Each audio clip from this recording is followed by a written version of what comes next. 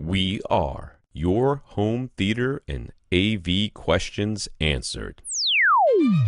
This is AVRant. Want your home theater or AV question answered by Tom and Rob? Send it to question@avrant.com. Welcome to another edition of AVRant. I'm Tom Andrew, and I'm here with Rob H. This is AVRant. It's your home theater and AV questions answered. And my goodness, we're rapidly approaching the end of the year. We can tell questions are flowing in. It's the holiday season for sure. So welcome, and hopefully we'll answer everybody's questions in a helpful manner. That's the goal. Huh? I guess. I wasn't sure if you were hearing me, because Skype, who knows these days? Yes, Skype. We're trying to figure out this whole why Skype keeps crashing. Now, last week you guys probably didn't notice because we cut it out, but we had a really bad crash. Edited something in our podcast. Yeah, we edited it. Whoa. I will let you know, and Rob, last week I was, towards the end of that podcast, I was definitely fading pretty hard, and it turned out that I was getting very sick. Oh. So I got a cold, my oh crap, I didn't plug in. Or in hardwire either. Oh man. Okay. So I'll be taking a little break in just a second. At some point. But yes, the last couple of weeks before this week, I have been helping out at my son's school. He's a middle schooler, and I live in Florida. Mm-hmm. You can put all those things together, and you can just. I am amazed that there's children dropping like flies over there because they're lying all over each other, no masks anywhere, and I don't know what percentage of them are vaccinated, but I don't know, but they are just. The fact that every year, I'm not just talking about during the pandemic. I'm just talking about in general. Kids aren't just dropping like flies from whatever diseases are incubating in the middle school. Oh. So anyway, I picked up a cold, and actually my son picked up the cold, and he gave it to me, and I gave it to my wife, and then I think I gave it to my wife and my other son. So everybody got sick except for the 18-year-old who's barely home. Yeah. So I didn't start feeling better till Friday. Okay. And it was pretty rough. So I slept like all day Wednesday. Like I didn't get out of bed on Wednesday. But so that was me. And glad you're on the mend at least. Well enough to be here today. I am. So if you hear me cough or sniffle or whatever, I apologize. I feel fine for the most part, but I am still coughing. Yeah. But it is just a cold. But I will tell you right now, as the person who does all the cooking in my family, if I ever got the you can't taste anything version of COVID, if I ever got that, my family would starve. Absolutely starve, because just me having a cold, I don't feel like cooking. Sure. So I'm like, they're like, what's for dinner? I'm like, I don't know. You've been very thorough with your COVID testing, so I'm assuming that, did you get tested or? I didn't get tested. I didn't need to. I didn't have the right symptoms for it. We tested my son when he started feeling bad, and when I had the exact same thing, we didn't worry about it. Okay. But yeah, we have stay-at-home COVID tests here, so that at-home tests, so we can just test whenever. As soon as they made those available, I was like, yeah, let's buy a stack. Yeah. There it is. So there it is. That nice juicy cough. Yeah. But I still cycled this morning, so I'm feeling fine. Oh man. All right, this is AVRant, the podcast that answers your home theater and AV questions. To get your questions answered, all I have to do is ask. You ask by emailing us at question@avrant.com. That is pretty much the only way. I think I did turn off the comments. All right. That is totally fine by me. Yeah, I'm hoping that will slow down the flood of emails I get from the site saying that people are trying to change their passwords. That would be nice. Over and over and over and over again until they brute force their way into some sort of admin role so that they can hack the site, because it's got so much traffic. Right. I think they use it like the outgoing server to send spam. That would make sense. Which is not. I mean, I obviously don't want to be a part of that. Yeah. Anyways, you can go to avrant.com and look at it. Yep. Listen to the podcast there. Show notes are there. The audio version is there. That's all good. Yep. That's where it comes from. Facebook.com/AVRant podcast, YouTube.com/AVRant. Yeah. You can contact Rob directly, Rob@AVRant.com. His Twitter's @FirstReflect. I'm Tom @AVRant.com. Twitter's @AVRant_Tom. All right, so I want to thank our listeners of the week. To become a listener of the week, you can support the podcast in some way. You can do that by going to avrant.com and click on the Buy Us a Cup of Coffee link, which will send you to a PayPal donation site, where you can use your PayPal or your credit card anonymously-ish, I guess. I don't know how that stupid thing works. And send us money. If you use your PayPal, we get all of it. If you use your credit card, we get some percentage There's a fee. of it. Yeah. There's a fee. I don't remember how much it is. All right, so we want to thank Jonathan and Gav for doing that this week. Jonathan and Gav, thank you very much for being our PayPal listeners of the week. For sure. Jonathan and Gav, thank you both very much for the PayPal donations. Appreciate the financial support. We also want to thank our 135 patrons over at patreon.com. Patreon's a service where you can sign up to become a subscribing, listening member of our listening podcast listener community. Yep. Group. Syndicate. Mm-hmm. Mob. They will every month take some money from you and give most of it to us, a minimum of $1. So it's $12 a year to help support this podcast. Seems kind of reasonable. Mm-hmm. So we want to thank our 135 patrons, including Bastian and Eric, who are both members of the 2 Hour Plus Club, and Alvin, who did not probably specify whether or not he was a member of the 2 I Hour bet Plus he Club. is. But that is patreon.com/AVRant podcast if you would like to sign up for an automatic monthly donation, a voluntary subscription if you'd like to think of it that way. So a big thank you to our 135 patrons, and Bastian, Eric, and Alvin. Thank you for being 3 of them. I'll thank Gurinder for sending us both Amazon gift cards, which I already did redeem. So You thank got you very yours, much, Gurinder. yay! Yes. Yes, thank you, Gurinder. They're very nice. Appreciate the Amazon gift cards. Eh? What's going on? Yeah, I feel like you're cutting in and out, and Skype is telling me it's closed. But so I'm afraid to click on anything right now because Skype. I'm looking down at the icon, and there's supposed to be a little line underneath that tells me that it's doing something, and it's not there. I mean, you're still here on my screen, and I'm still recording you, so maybe that was it trying to shut down like it has the past 2 weeks, and it didn't. We tricked it. I don't know. Windows 11 magic. All right, if you can't support us financially, as Grinder and our listeners of the week did, then do something else and let us know what it is if we can't figure it out ourselves, and we will mention you. So Chris sent me photos with permission to use them on AV Gadgets. I don't know where those photos are, because have I gotten those photos? I forwarded it to you early this morning. It's a long email, but it was forwarded from me to your Tom at AVRant email address. I didn't. I haven't looked at that yet. Yeah, I didn't send it to your Gmail, so they're in your Tom at AVRant. But yeah, Chris, thank you for sending in. I believe it was one photo, singular, and giving Tom permission to use that on avgadgets.com. That's very handy. I haven't had any of those in a little while sent to the question to AVRant, so that's good. If you'd like your photo to appear on AV Gadgets, just let Tom have permission to do so. That's right. You need to let me have permission in perpetuity to use your photos. Yeah. As I will. And I mean, for the most part, I don't alter them in any way, shape, or form. Occasionally, especially if you send me like a straight shot of your front of your stuff with a screen, I will edit something onto the screen. Okay. So that, you know what I mean? Or like a slight cropping or something if it needs to fit a shape. Right. Yeah. I think there was one I did where I overlapped like a thermometer thing because I was talking about room temperatures or whatever on top of somebody's room. But for the most part, I'm not using it to do anything other than like, if I'm talking about subwoofers and you sent me a picture of a subwoofer, there you go. So we got some notes of gratitude for keeping the podcast going from Brad. Says he drives at night for work and we help him stay alert. Boy. Okay.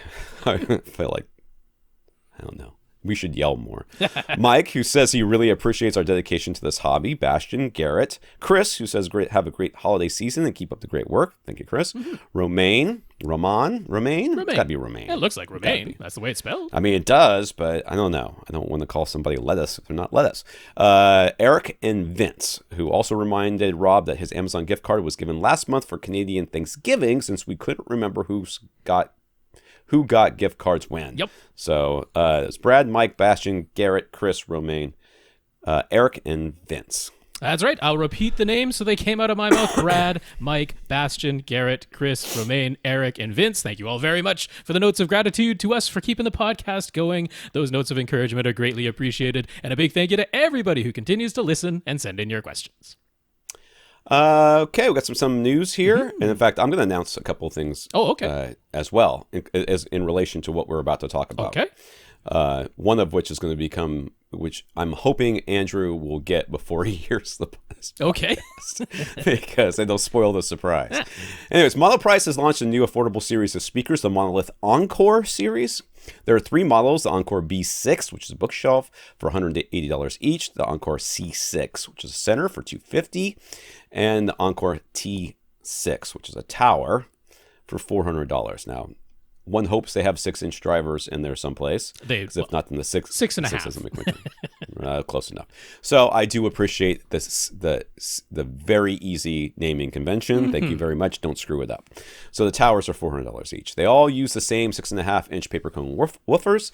The most distinctive feature is probably the deep waveguide on the 1-inch silk dome tweeter. The bookshelf and center are 2-way. The tower is 3-way. They've opted for a low crossover point, 1.35 kilohertz, which should help avoid some lobing and comb filtering issues with the WTW woofer MTM center design. I don't know why you put WTW. Well, woofer, tweeter, woofer. I know, but because it's not a mid-range driver. It's a woofer. It's not. I mean, it's playing mid-range. It's not notes. A mid-range driver. Okay, all right. Yeah. There are still monolith speakers, so they aren't. These are still monolith speakers, so they're not small, and they are rated at 4 ohms. That being said, if you look at the ohm chart, they barely dip below 4 ohms. That's right. Any frequency, they're as like it would be very hard to say they were 4 ohm minimum. But they are very much 4 ohm nominal. Yes. Yeah. That 4 ohm nominal is not misleading. That is accurate. That was a big Skype glitch. I don't know what's going on. Yeah. It's great. I'm not touching anything. Fantastic. Yeah. I'm not touching anything. We'll muddle through. They have pretty standard sensitivity, maybe a little bit on the low side, but high power handling. So no surprise, they still want you to have an excuse to get some monolith amps. So I have the B6, the bookshelf speakers, on the way in for a review. Okay. So I will be doing a review of those on AV Gadgets. And Andrew doesn't know this, but I had Monoprice send him the 10-inch new version 2 or whatever it is subwoofer. The M10 V2, version 2 of the 10-inch subwoofer. Okay. Yeah, he's been wanting to review a subwoofer, so right. I had one sent to him, and I know that it's coming in the next couple of days. But I'm hoping it's going to get there before Friday, so he doesn't hear this. Because I haven't told him. Okay. I didn't tell him. I didn't tell him that it was coming. I wanted him to be a little bit surprised. So that's exciting. Cool. for him. So we'll have reviews of both of those soon on AV Gadgets. You can almost certainly expect the subwoofer review before I get done with the bookshelf review. Because let's be honest, I have a hard time carving out enough space to do reviews. Now, the bookshelf review will be a little bit easier because where I take the pictures, usually there's a chair there, and I moved it, and I never moved it back. So now it'll be easier to take the pictures, which is usually because I don't want to set anything up until I take the pictures. I want to take pictures of it first because you put it in the home theater, you can't take any pictures of anything. Everything's dark in here. That's the whole point.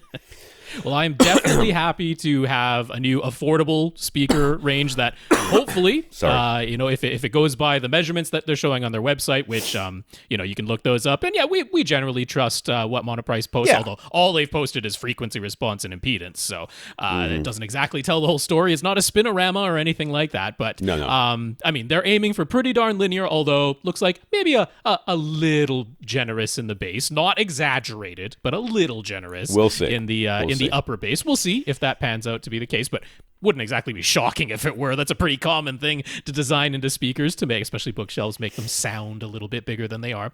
So nothing would be shocking about that. But, since EMP Tech and then the RBH Impression series are gone, the Aperion Intimus series gone. So the number of, affordable and good, accurate, tell it like it is speakers, there's not a ton of options out there anymore. And I'd be happy to have one more to add to the list. So I'm hoping the Monolith Encore series from Monoprice lives up to the expectations. So what are they? They're 180. So each. That's 360. Each. 360 for a pair. Yeah. For a pair, that's pretty good for a bookshelf. That's speaker. pretty good. $800 for a tower is $800 for a pair. the towers is not bad either. Definitely not. Yeah, tower speakers at that price. That's all the cabinet, I would assume. Yeah, we're gonna say it's not that much left. I'd have to take a look. I need to take a look at the back of those things. Andrew wrote those up for the podcast, for the website, and I didn't really pay a ton of attention to it. Comments here from listeners. Gurinder wanted to mention during his efforts to start soundproofing his basement, he tried putting his ear to the light switch in his home theater. He could hear so much noise coming from the furnace room on the other side. We weren't kidding about needing to seal around electrical boxes. Almost like we know what we're talking about. It's a weird, very strange thing. It can be one of those things, though, because it looks like such a small thing, and it's so common. Of course, we have all our electrical outlets and our electrical switches, and we go, how could that be a soundproofing concern? They're everywhere. Like, yeah, they're everywhere. That's why they're a soundproofing concern. They are a hole in your wall. So, absolutely. If you ever look at, or videos or see, because I mean, around here we have flooding issues because of where I live and everything. And if you've ever seen a video of a house flooding, when the water is coming in, it doesn't just come in underneath the door. Like it starts popping out from behind the baseboards.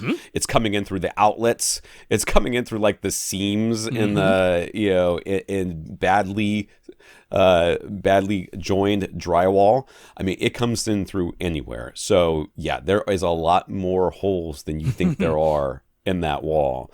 It is, if you haven't like put caulk around your baseboards,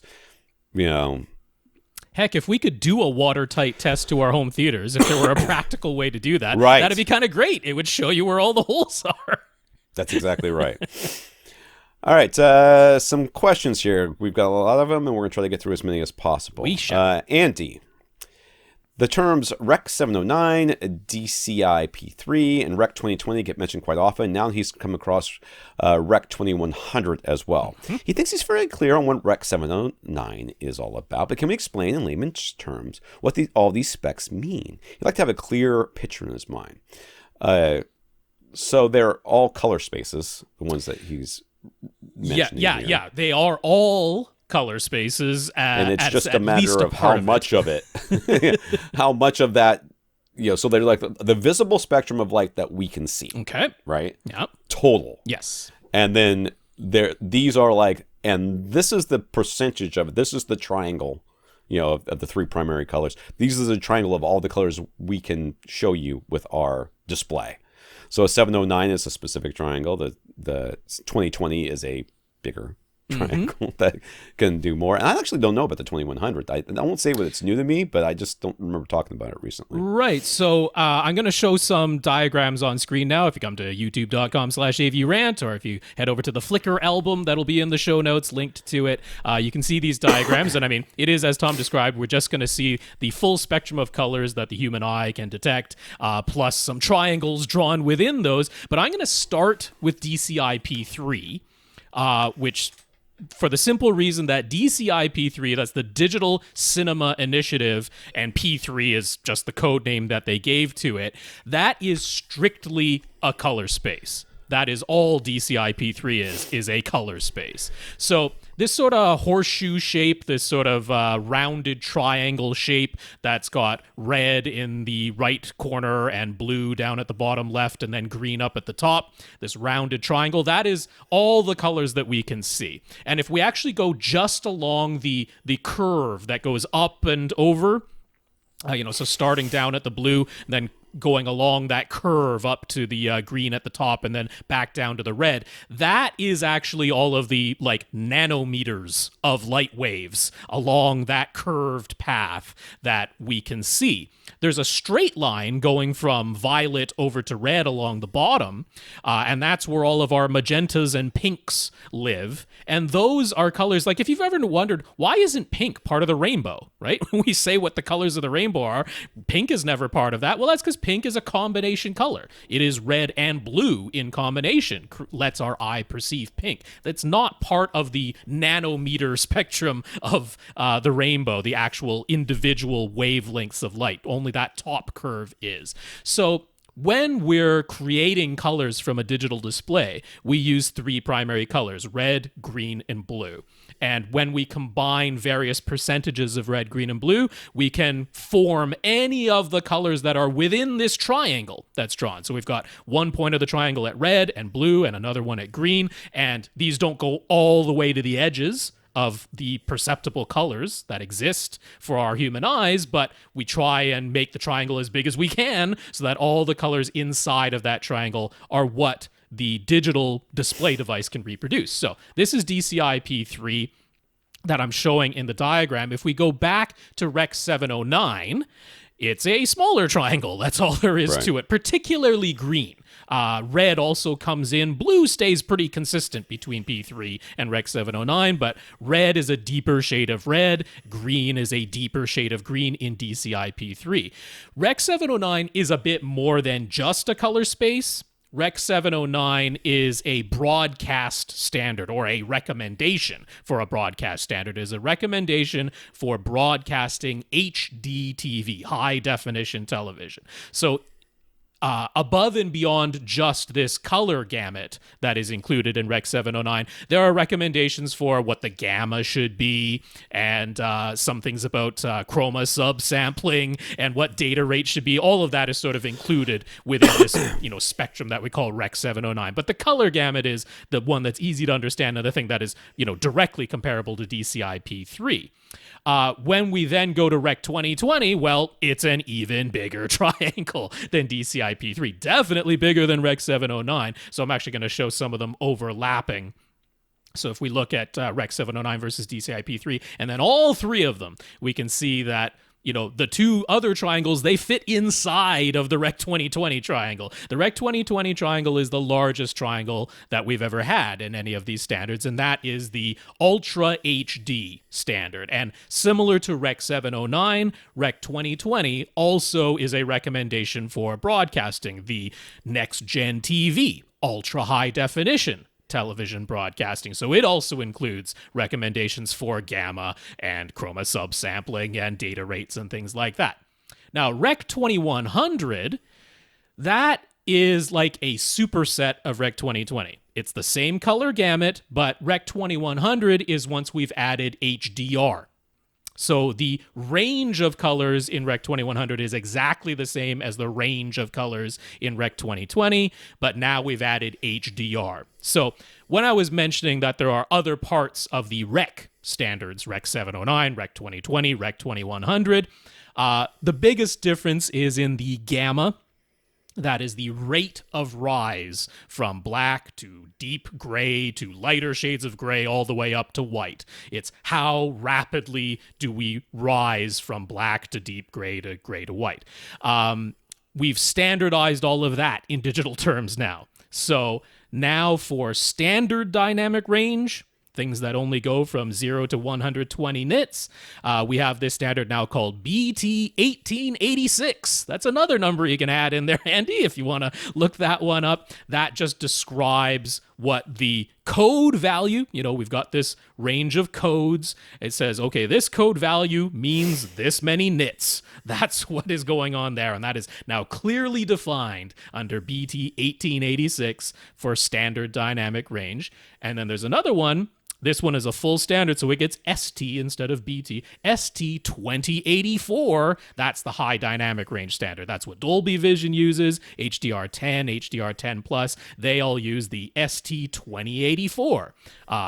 They call it an electro-optical transfer function. That's saying electronic value translated into an optical number of lumens, and it's all specified in there. So Rec. 709, that's using BT1886 now, and the smallest triangle of colors. And then Rec. 2020 is using BT1886, because that's still standard dynamic range, and the largest triangle of colors.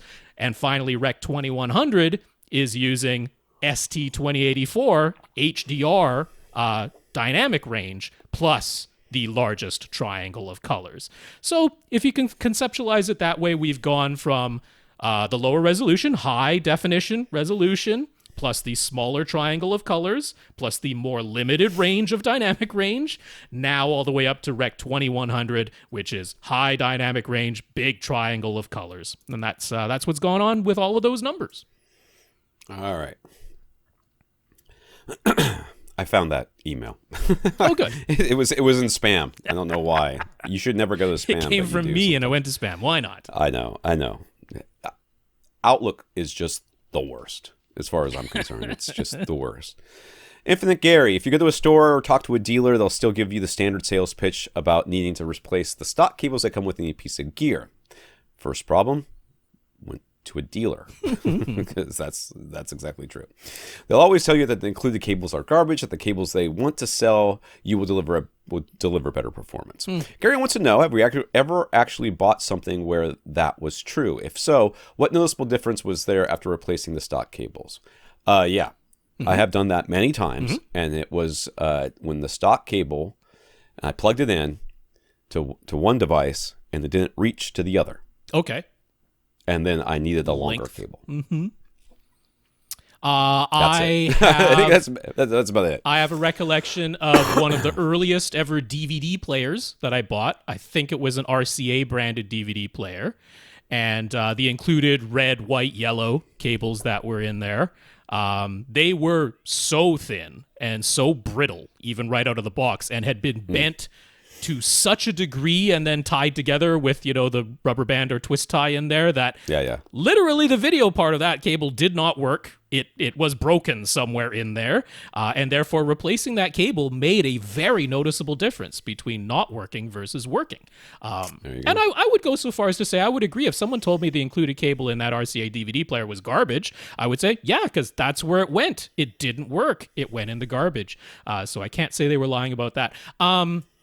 In more modern times, I don't know if this has ever happened. I could conceive of someone including, say, an HDMI cable that is like maybe not the best HDMI cable and doesn't really have the bandwidth that you need, but I haven't actually had that ever happen. I haven't run into that. Yeah, I mean, I'm thinking about like even those boxes that are coming from. Even the cables that come with your brand new PS5s and stuff like that. Oh yeah, they're short, but they're all rated for what they. Because if not, I mean, you're just going to absolutely scream. Those ones have been fine. There has been I was looking up a computer monitor, and there were a whole bunch of 1-star reviews, and it was all people who were not using either the HDMI or the DVI input. They were using the USB-C input, and it did turn out that the USB-C cable that's included with that monitor was not rated for the data rate of the resolution of that monitor, but people were trying to use it, and it was like, because USB-C is a nightmare. Actually, if you want, I'm not going to go into it, but if you want to go over to The Verge did an entire 1.5 hour podcast just on USB-C, no other topic, just on USB-C, because it's that much of a mess. So there's an instance that could happen today, USB-C, because the plug fits with USB-C, there are so many different standards of what might be transmitted over a USB-C plug that the cable is definitely of importance when it comes to USB-C. So that could be an instance today, Gary. Yeah, I haven't experienced any HDMI cable that has come with any device that I've ever gotten the HDMI cable couldn't do what the device could do. That's right. I mean, it's really shooting yourself in the foot to save a couple of bucks on the cable, especially when you're going to buy them in the kind of bulk that you're going to end up buying them for when you're including them with your device, with your the thing that you're selling. And one of the other podcasts Gary listens to, Trader. How dare you? How can you even have time? That's right. I mean, what else could you possibly have to do with your life that 2 hours a week doesn't fill, that we don't fill? I mean, are you not sleeping enough, Gary? Get some sleep. They talked about using absorption at the first reflection points versus using diffusion, but they never mentioned the option of combo panels. You might not know about them. Gary's dedicated theater room was designed and analyzed by a recording engineer. And they settled on combo panels for his side walls and a mix of both absorption and diffusion. In terms of audible difference, though, how do you determine what's actually best? I've almost 100% given up on diffusion as being an option for most people. I just don't. I really feel like it's. It feels very much like buying on like your car, getting a carbon shifter. Okay. And saying that this is going to make your car faster because it's lighter. You know what I mean? Yeah, okay, technically it does make your car lighter. It's carbon instead of, carbon fiber instead of, I don't know, chrome or something. But it's really not going to make that much of it. I think in most cases, there's such a lack of absorption in your room. I mean, the combo panels are fine because they do both, but really the thing that they're doing that makes the difference is the absorption. I think the diffusion is of minimal, like it's almost. I mean, I have never been in a situation or even heard of a situation where you can A/B absorption panels. You can't do it quick enough. Yeah, I don't know how you would do that. You're right. You would need some sort of Tony Stark-esque walls that like pop out stuff in order for that to happen. But I cannot imagine being in a room that was so well treated already that you could put in a combo panel and say and pick out which was the combo panel versus the absorption panel reliably. I just don't see it. So I feel like the combo panel is like buying the silver version of a receiver. You feel special because it's silver and nobody else has it, and nobody ever really, or when Marantz put out those gold ones for a while, remember that? They had gold receivers for a little bit, for a hot minute. I do not remember that, but all right. Oh my God. Yeah, they had gold ones. Everyone was like, oh my God, look at the gold receiver. And then, they did it for like one model year and that was it. But, it doesn't change what the primary function, what the primary thing that it's doing is. And having the diffusion panels on, the diffusion plates on top of the absorption panel is just, I mean, technically it's measurably doing something, I'm sure. I don't think audibly in 99% of the cases, or even more really, that it's doing anything that's audible. Yeah, I mean, it is important to know that what absorption and diffusion have in common, very much have in common, is that the idea of both of them is to reduce the energy of any direct reflections. There is a notion, and if we get all the way down to Gurinder's question, which I doubt we'll get all the way that far this week, but he's asking about that too, there is a misconception that if you say measure the decay times in your room, and let's say you've padded your room like crazy, and you've actually gotten to the point where even to your own, subjective perception, the room sounds really dead, like unpleasantly dead. And that is possible. If you pad the room enough, you can get there to where the room just sounds, unpleasantly dead to your ears. There's a misconception that putting diffusion in without having taken any absorption out will somehow increase the liveliness of the room. It doesn't. It does not. All diffusion is doing is scattering the sound waves. So the direct reflection is weaker, not stronger. It doesn't enhance or increase the decay times in your room.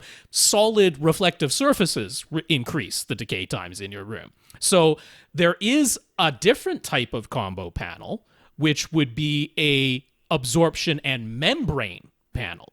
Right. Because then having this, it's movable, so it's not like a hard, solid surface, but it is a solid surface on the front that only resonates at certain frequencies, typically low frequencies. So really what this is about when we're talking about a membrane panel versus a pure absorption panel versus a diffusion panel or a combo absorption diffusion panel is targeting which frequencies you are reducing. The absorption panel all by itself reduces the strength of the reflections across the broadest range of frequencies. The panel that has a membrane selectively reduces more of the bass than the mid-range and the high frequencies because it's reflecting off of that, flat membrane surface, more of the high and mid frequencies. The diffusion reduces more of just the high frequencies because it doesn't really have any impact on the lower frequencies. So it's about selecting which frequencies you want to reduce. Therefore, if you go into a room that I don't really know how this would happen, but somehow, I mean, I guess if all you put in were membrane panels, then you've like greatly reduced the bass but not reduced the treble. Well, then I guess if you now only wanted to reduce the treble, you would put diffusion in, because that would, like, logically, that's how that would happen. And I guess if you don't want to remove what's already in there and replace it with just absorption. But yeah, what Tom says is if the idea is you want to reduce the strength of audio reflections across all the frequencies, then just absorption. That does it across all the frequencies. So it's about selecting. I really feel like, this is like the gold trim of absorption panels. People are like, oh, I'm getting this combo panel. It does both. Everybody's like, ooh, it's very fancy. I mean, I honestly feel like it's an aesthetic choice now. Like I don't. Well, I mean, GIC doesn't even like sugarcoat that, because other than they've got their alpha series that they're like, yeah, this was actually mathematically, calculated to reduce these particular frequencies with just the diffusion part of it. But their impression series and their other series, they're like, yeah, it's basically just for looks. It wasn't mathematically calculated to do anything. It's there for some looks. and I got no problems with that. If you're like, I want to put panels up and the big black boxes on my wall, or 100%. Rectangles or squares on my wall are a problem, for everybody else in my house. Mm-hmm. And the printed panels are too expensive, or I don't really want to put any printed panels in there, but I like the way that these other things look. Yep. Knock yourself out. Absolutely. Just don't think, okay, well, now I'm actually getting better quality sound absorption changing in my room. I feel like you're really not. So lastly, he asked, one other comment from that other podcast, again, Trader, is that very small rooms can be more difficult to treat than large rooms. What's our opinion? That is true. I mean, sure. I think that's full stop true. You have less room to put fewer panels. The bass bounces a lot more before it completes that first wave. And at a higher frequency as well, right, with the small dimensions. The 20 hertz wave, right, is 55 feet and change, 56 feet or something like that. So if you have a 10-foot room, 10 by 10 by 8, it is bouncing just front to back 5 times before it completes a single wave. If you have a 15-foot room, well, it's doing like 2.5 times, 3.5, yeah, 3.5. So it's quite a bit different, So yes, I think that treating smaller rooms is much more difficult. Just from a practical and logistics sense, because you still need equal thickness of the treatments themselves, and then if you've got very limited floor space to work with, and then you still want to have your seat in a given location relative to your speakers and display, like you just run into the logistics of where does everything physically go. Where do you put a 4-inch thick panel on a wall so that you can also still walk past it on your way to the bathroom or to get out? It logistically becomes very, very difficult. And your corners are. You do just have more bass reflections like that. That is just gonna happen. So from those standpoints, I would have to agree with that. Yeah, John. First up, John wanted to share that he prefers separates for the simple reason that if one single thing fails on the AV receiver, you pretty much have to replace the whole thing. He's been able to keep the same amps for years and years, and his Outlaw Pre-Pro has lasted him longer than any previous AV receiver did. Congratulations. Second, he picked up the Roku Express 4K Plus, which is probably a lot different than the Roku Non-Express 4K Plus or 4K without the Plus. I don't know. Yeah. It works just fine being powered by the USB port of his Outlaw Pre-Pro. It's nice and quick, so he's happy with it. He's giving his old Roku stick to his sister, and he was hoping they'd be able to share his Apple TV Plus subscription. With Netflix and Disney Plus and others, you can have separate profiles all under one account so that you can get individual recommendations, and it keeps track of what you've watched individually. It looks as though Apple TV Plus can have profiles, but each profile requires you to sign in with a different Apple ID because... Of course it does.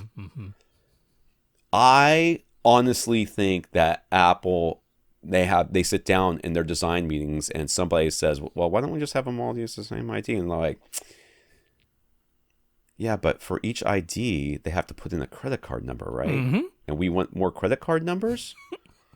So let's not do that. Oh my God, guys, just make it easy. Is there any way around that? His sister doesn't have any Apple devices. You don't have to have an Apple device. You can go online and make an Apple. You could just go online and create an Apple ID. You don't have to have an Apple device.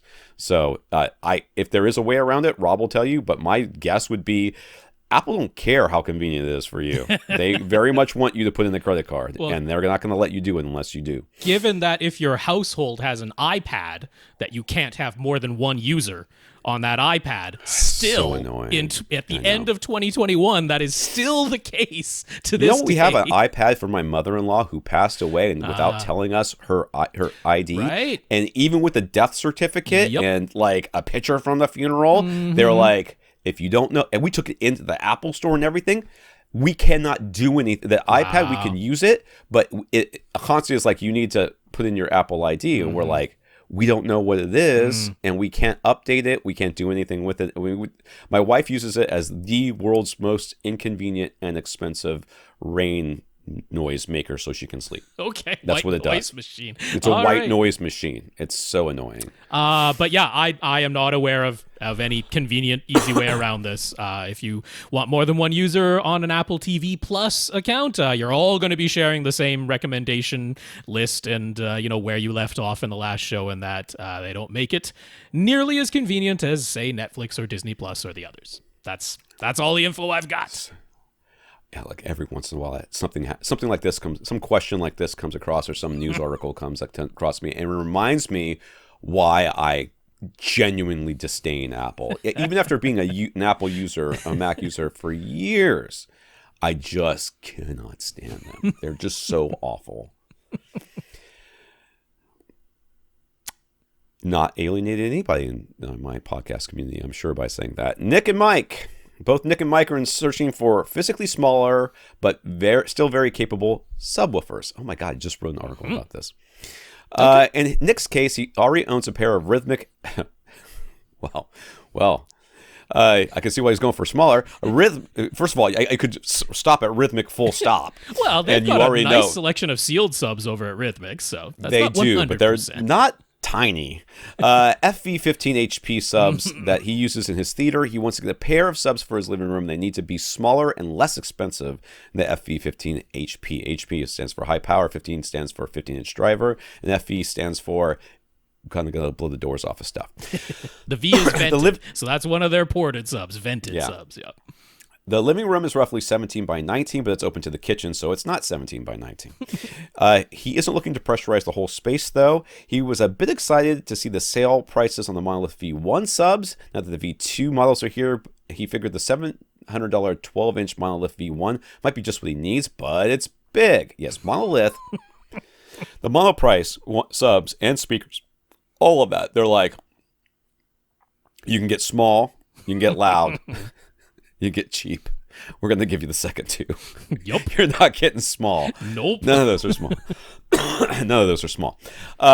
Which is fine. And dude, like the new V2 subs, the 10-inch, the smallest one is 72 pounds. That's right. I mean, they're not trying to cheat physics. At least they're not trying to cheat physics. I am so sorry about the coughing, guys. I really apologize. And gals that are out there, I really apologize. I can't help it. His Rhythmic FV15 HPs are roughly 18 by 24 by 24, which is 1.5 by 2 feet by 2 feet. Yeah. And the Monolith 12 V1 is roughly 17 by 23 by 23, so it saves a whole inch on every direction. Right. I mean, it is smaller. There's no lying. So the price is great, and the measurements for its output look great, but it's not small enough for the living room. He had looked at Rhythmic's 12-inch models, of course. He was originally thinking he liked the LVX12. That's about 17 by 20 by 22. Still not small. And now, just like everybody else, Rhythmic's prices have gone up, and the LVX12 is out of stock. That's going to be your biggest problem, is the stock issues. Yep. So he's down to considering. Apparently he doesn't know how to get off Rhythmic's sites. So now he's down to consider Rhythmic's smallest ported 12-inch sub, the LV12. The price $720 and size 16 by 19 by 22. Still big, but he says that it's right. But will it have the performance and output he wants? I don't know. The SVPC 2000 Pro is too expensive. The PB 1000 Pro could work, but the same concerns as the Rhythmic. So any alternatives? And before we answer that, since we might end up suggesting the same brand for Mike here, in Mike's case, he has a JL Audio Fathom F112, the original version they bought back in 2008. JL Audio actually makes, as compared, their output and how good they are, comparably small subs, but they are not small. Not physically small, but when you look at the performance of them, you're like, holy moly, it's not too big. Recently, it started making noise as soon as it was plugged into power. Didn't matter if the RCA cable was plugged in or not, or if anything was playing or not, constant noise. As soon as it was plugged into power. Okay. So we got in touch with JL Audio, and they said it likely needed an amplifier replacement. Shipping would be $150, and the amp replacement is a flat $450 on top of that. So we're looking at $600. He shipped it in, so he's out that $150 no matter what. But he told them to hold off on the amp replacement until they did a thorough inspection. Upon that inspection, they informed him that the foam surround for the 12-inch driver was starting to deteriorate and easily crack. They don't do foam surround replacements. They just swap out the whole thing, and that would cost $450. So he's already paid $150, and it would be another $900 to get his Fathom for F112 fixed. Excuse me. I did not actually realize it was foam surrounds on those JL Audios. I would have thought it was a butyl rubber surround like almost everybody else's, but nope, they went for a big old foam surround. If you've ever seen the surrounds on these things too, they are immense. They are. They're huge. Big things. So this is not likely, like they're saying, they're like, we don't replace them, and I can see why. This would not be an easy replacement, and it would most likely fail anyway. So it's been their best interest just to replace the entire driver. He looked online and found foam surround replacement kits, but they're for JL Audio's car subwoofer drivers, and it's not exactly a super easy process. And I will tell you that I wouldn't do it if I were you. So what do we think we should do? Pay for the JL Audio repairs, pay for just the amp replacement, and then attempt the foam surround replacement himself? Or should he put the $900 towards a brand new sub? He still needs the smaller size and the output capabilities. So what could even match that without going crazy expensive? So in one case, yeah, ported is okay if we go back to Nick's original question, but it can't be FV15 HP sized. It needs to be more compact than that. And he's trying to keep the price down. Clearly, under $1,000. He's aiming for more like the $700-ish sort of price point. So on that front, I immediately thought HSU, because HSU is going to be one of the alternatives that keeps the price down, keeps the performance high. They are definitely not small, but the VTF2 Mark V, that is $700 after shipping. And the size of it is right about the same size as the Rhythmic LV12, the smallest one he was considering. It's not small. It's still like almost 17 inches wide and, 20 inches tall and 19 inches deep, but that was about the size he said that could go into this living room. However, between the time that his email came in and when we're recording this podcast, the the VTF2 Mark V is on back order now from HSU. Geez. Now, happily, there is the Outlaw, essentially, clone of this, which is Outlaw Audio's Ultra X12. They're charging $680 for that. And then they're shipping on top of that. So the grand total price ends up being a bit more than $700 for the HSU. But very similar size. I would actually argue that the looks are even a little bit nicer on the Outlaw Ultra X12, and then the physical size and the performance are going to be right up there. So for Nick, those are where I would point you. I think those are reasonable alternatives. Cost less than the SVSs. For Mike, the JL Audio, when he bought it back in 2008, was $2,700 retail. Right. And it is, I looked it up, a 18.5 by 15 by 17.8 sub. So you can make the case, and I think that it should be said that, that sub is probably still worth, if somebody else said, tried to sell that sub for $2,800 today, it could still probably sell. That would still be a sub that could sell for that amount from JL Audio or somebody else. Would it be worth $900 to fix it? Yeah. Yeah. I don't know, because in order for, at least for at my thought process here is, so you're looking at the 150 is already gone. Yeah. That's gone. Although we don't want to fall into the sunk cost fallacy and say, because of that, I must spend an additional $900 now, but it has, that is gone. No matter what, so that's gone. If you're going to spend $900 on, to get this fixed and get that old sub back, your choices should be $900 to get this sub fixed and back, or around $900 for a better sub. It can't be the same, because if it's the same, then you just get your old sub back with brand new driver, brand new amp. It's got to be better. Oh, okay. Okay, because then there's no point. Now, I know what you're saying. Wait, maybe it's newer, it's got different stuff. Better doesn't necessarily mean that it plays lower or louder or anything else. It just means better on whatever level you want better to be. That could be some metric. Some metric. It could be aesthetics. It could be smaller. It could be. It could have an app for control that you're interested in. It could have, more, parametric EQ options or something along those lines. But it cannot be the same. It's got to be better to you. Now, it doesn't have to be better to me. It has to be better to you. Because if not, then I know it seems like a lot of money, right, but that is the metric that you must use, or you're just mad at JL Audio for making you pay it. Because that's what it comes down to. Like, I've had people get mad at companies for, like, it's going to cost me $1,000 to repair this thing. I'm going to just go buy a new one. And they're like, I bought this new one. How much was it? $2,000. Yeah, but it plays 2 hertz lower. Whatever. Come on. You should just pay the $1,000. Now, neither of us, Tom or myself, would attempt the replacing the foam surround. No. And therefore, it's pretty hard for us to tell somebody else the that's what excursion they on should those do. drivers are insane. Well, looking at JL Audio excursion are nuts. Looking at the video that they posted of doing this, like, first of all, the cleanup process of the original foam, I don't even want to come near to that, because the amount of like heating and careful prying and all this stuff that you have to do to get the thing detached, I wouldn't want to touch that with a 10-foot pole. But then the process of actually adhering the new foam surround, you have to maintain a constant pressure on there for like 24 hours, which on movable, pliable things, like, if you have the right equipment, you can do it, but you're not going to hold it by hand. That's for darn sure for that amount of time. Like, it's it's a process. So if you have the equipment, I suppose, if you're very comfortable with, industrial grade adhesives and everything that goes into removing that and then applying it, that's one thing, but it's not something Tom or I would attempt ourselves. So to me, the options are either you're paying the $900, getting it fixed. You already like it. It's already the right size.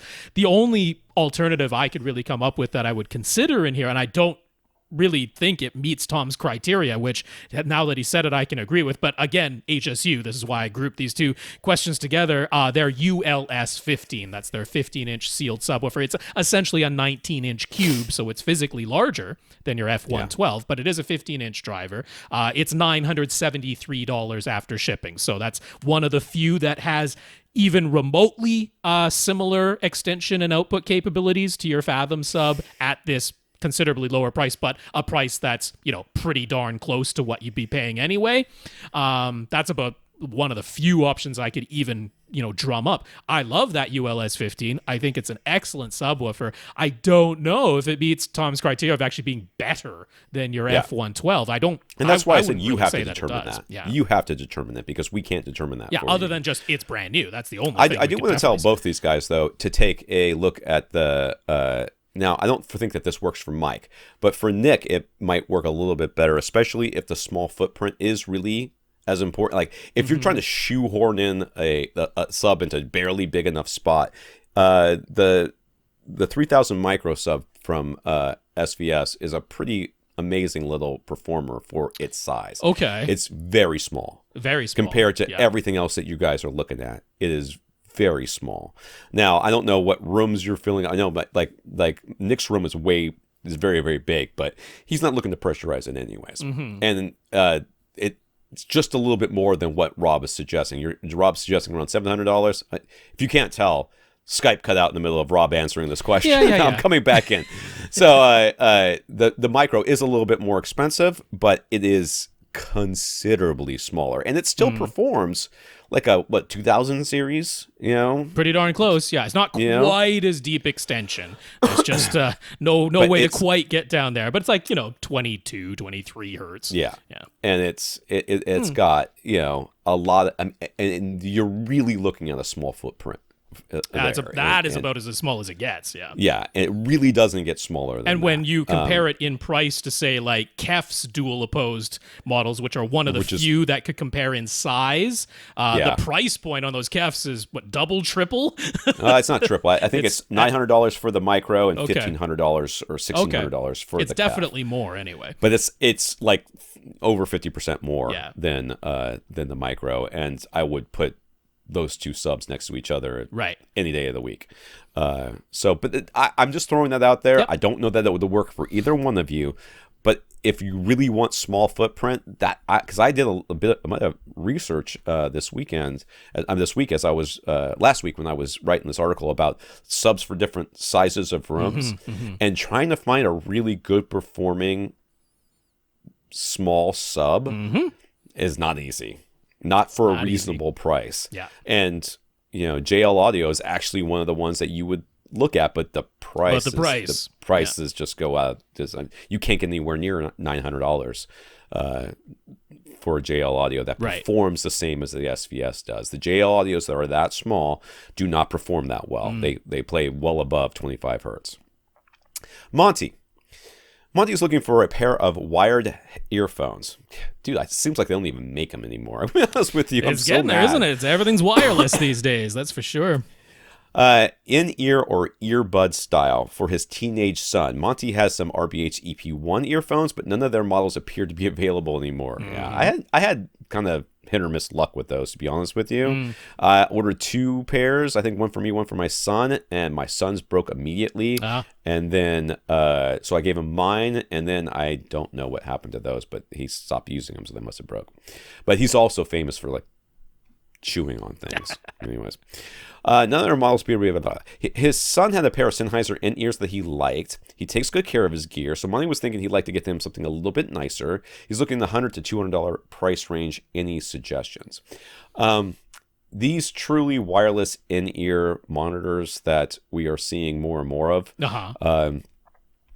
I think they're getting better, but I will never get over the flight I took where I leaned down to grab something out of my bag. An earphone fell out, and it was dark blue on a dark blue carpet. And I was like, crap. You know what I mean? And I was like, it's just gone forever, right? For my kids, and I think it seems like what you did. For my kids, what I do is I just go to like Target or Amazon or whatever, and I order like 4 or 5 pairs of the really cheap ones, and because they honestly don't care what they sound like. But there's a lot of really good. So in ear, he's thinking in ear or earbud style. Just saying it's style. Not over ear, not on ear, not full size headphones, just earphones. But he wants wired ones. He doesn't want does not want wireless.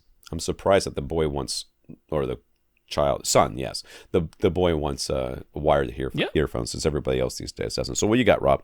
I mean, I only had one real thought that I really stand behind. That is Shure's SE215s. I'm actually wearing them on the podcast now. That's these ones in my ear if you're watching on YouTube.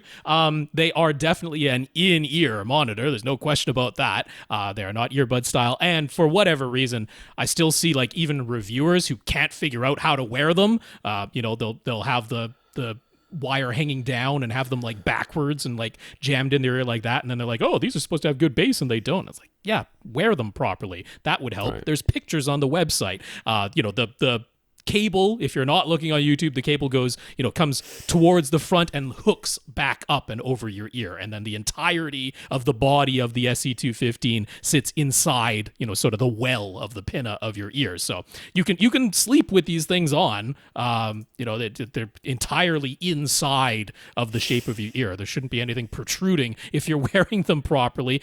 There's a couple of different versions of the 215s. There's the standard version. They come in 4 different colors, and then there is the Aonic version of the 215 that just simply has a different cable that attaches to it that has a control button and volume controls, and for whatever reason they've branded that as Aonic 215 now if it comes with those controls on there. Both of those options are $100. Don't have to go above that. If you were to go higher in Shure's lineup, it seems they've done away with the 315, which honestly made sense because the difference between the 215 and the 315 was pretty small. So you can go all the way up to the 425. That's listed for a little over $200. I think $230 is the list price on the 425s. But those are the ones that come to mind. I looked at a whole bunch of lists, the 2021's best earbuds and everything from across a whole bunch of websites. I'm like, man, even over at the Wirecutter, I don't know if I agreed with their choices. There were a whole lot going for the one more triple drivers, and I'm like, I guess you all like a smiley face curve because those one more triple drivers have a distinct smiley face curve to them. Everybody's lists are just like, which one has the most bass? That seems to be the only thing anybody ever focuses on. So at least over at the Wirecutter, they've got, they're actually trying to go for some pretty neutral sound. The Marshall mode are a pretty decent in-ear, but they were mostly like, Wirecutter is so focused on price. So that was like, they're like $75. They're definitely under $100. So when you're trying to make sure you're well under $100, the Marshall Motor one I can sort of get behind. But I don't have a ton of great choices anymore. I was really hoping Tom would weigh in. If I had looked up that, usually I would, but I haven't had an in-ear monitor or an in-ear earbud style to review in literally everything years. Is these true wireless things. That's all that anybody's making anymore. Right. So I'm going to suggest, and I know it's true wireless because, like I said, that's the only thing I've reviewed recently, is that PAMU, I don't know how to say the stupid name of this thing. PAMU Z1. Okay. And now I reviewed them, but I don't want you to get the ones I reviewed. Okay. Okay.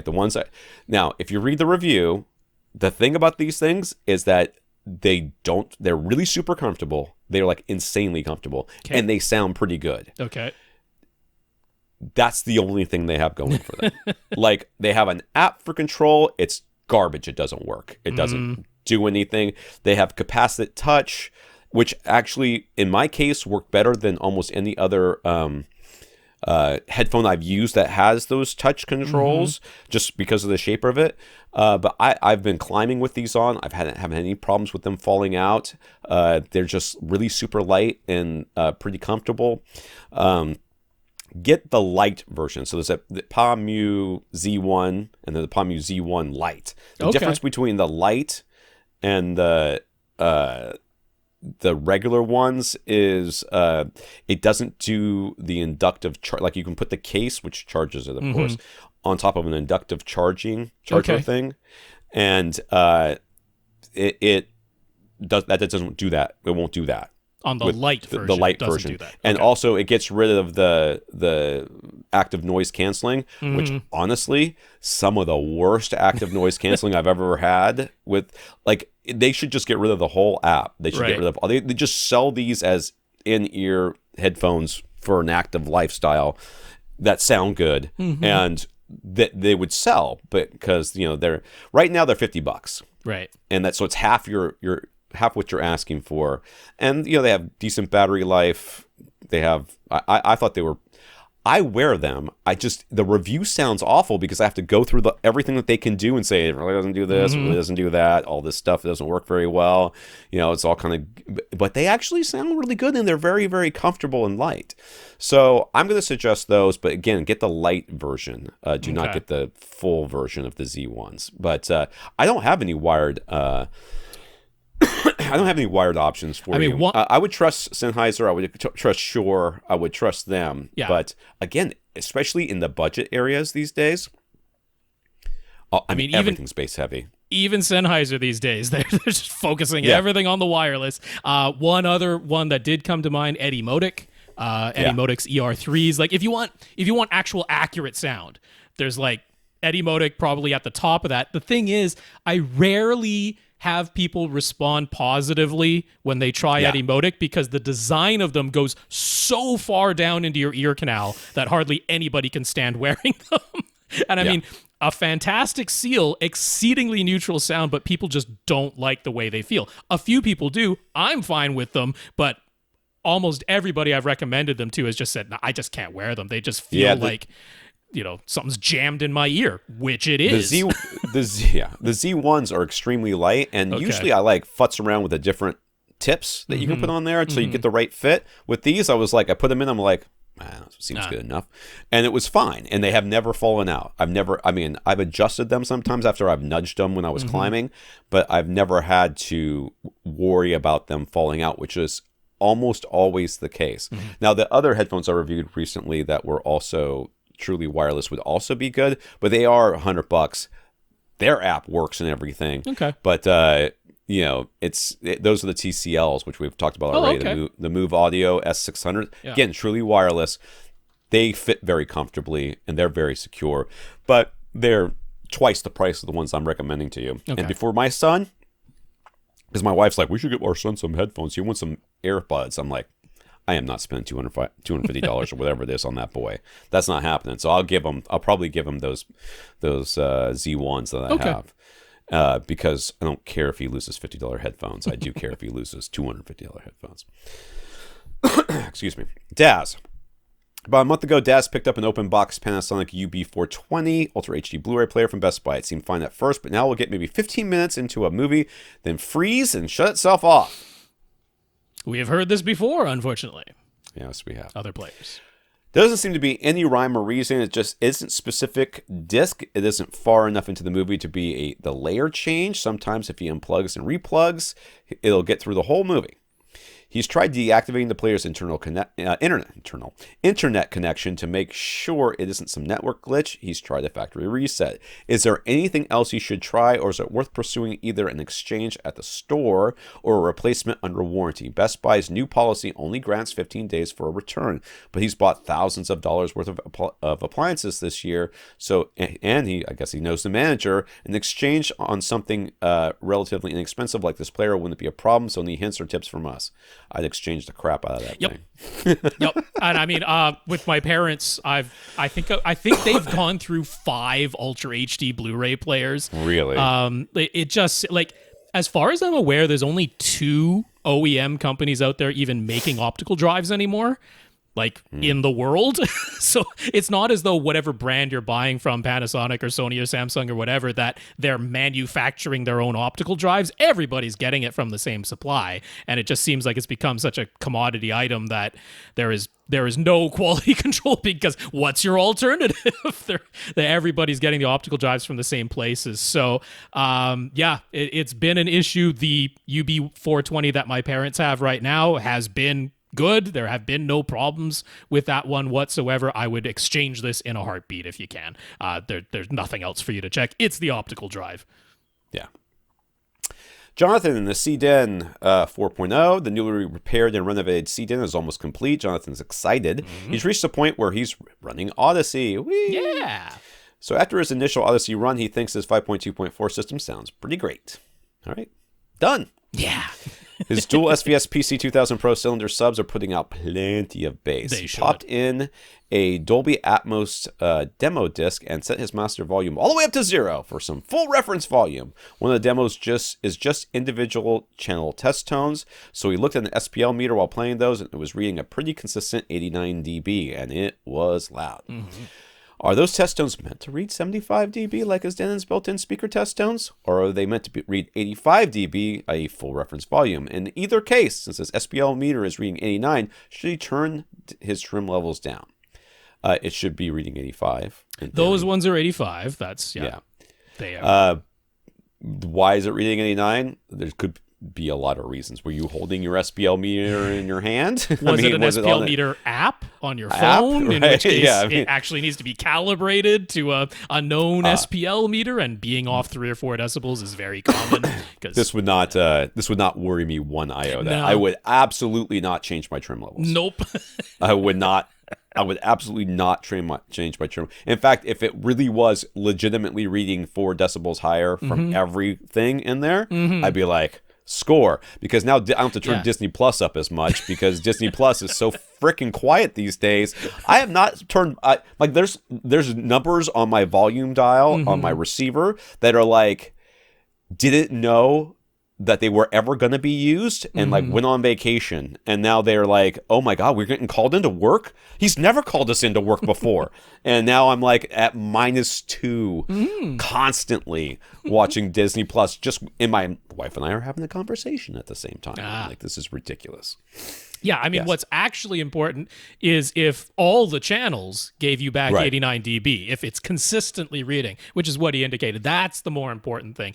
Even if you had, say, going way back, one of the Radio Shack SPL meters that we trusted, quite well, even that isn't necessarily bang on. It's like giving you the exact decibel reading that it truly is if you had a, completely standardized calibrated one. So I wouldn't worry about that at all, particularly if it was an SPL meter app on your phone. I definitely wouldn't worry. What's important is that they're all reading the same number, and they are, so you're done. Don't touch anything. Yeah, I would agree. Regarding Rob's 12-step guide to setting up dual subwoofers, he got in touch with SVS, and they actually helped him with adjusting the phase setting. So he thinks he's all set now, but why not go straight to the source?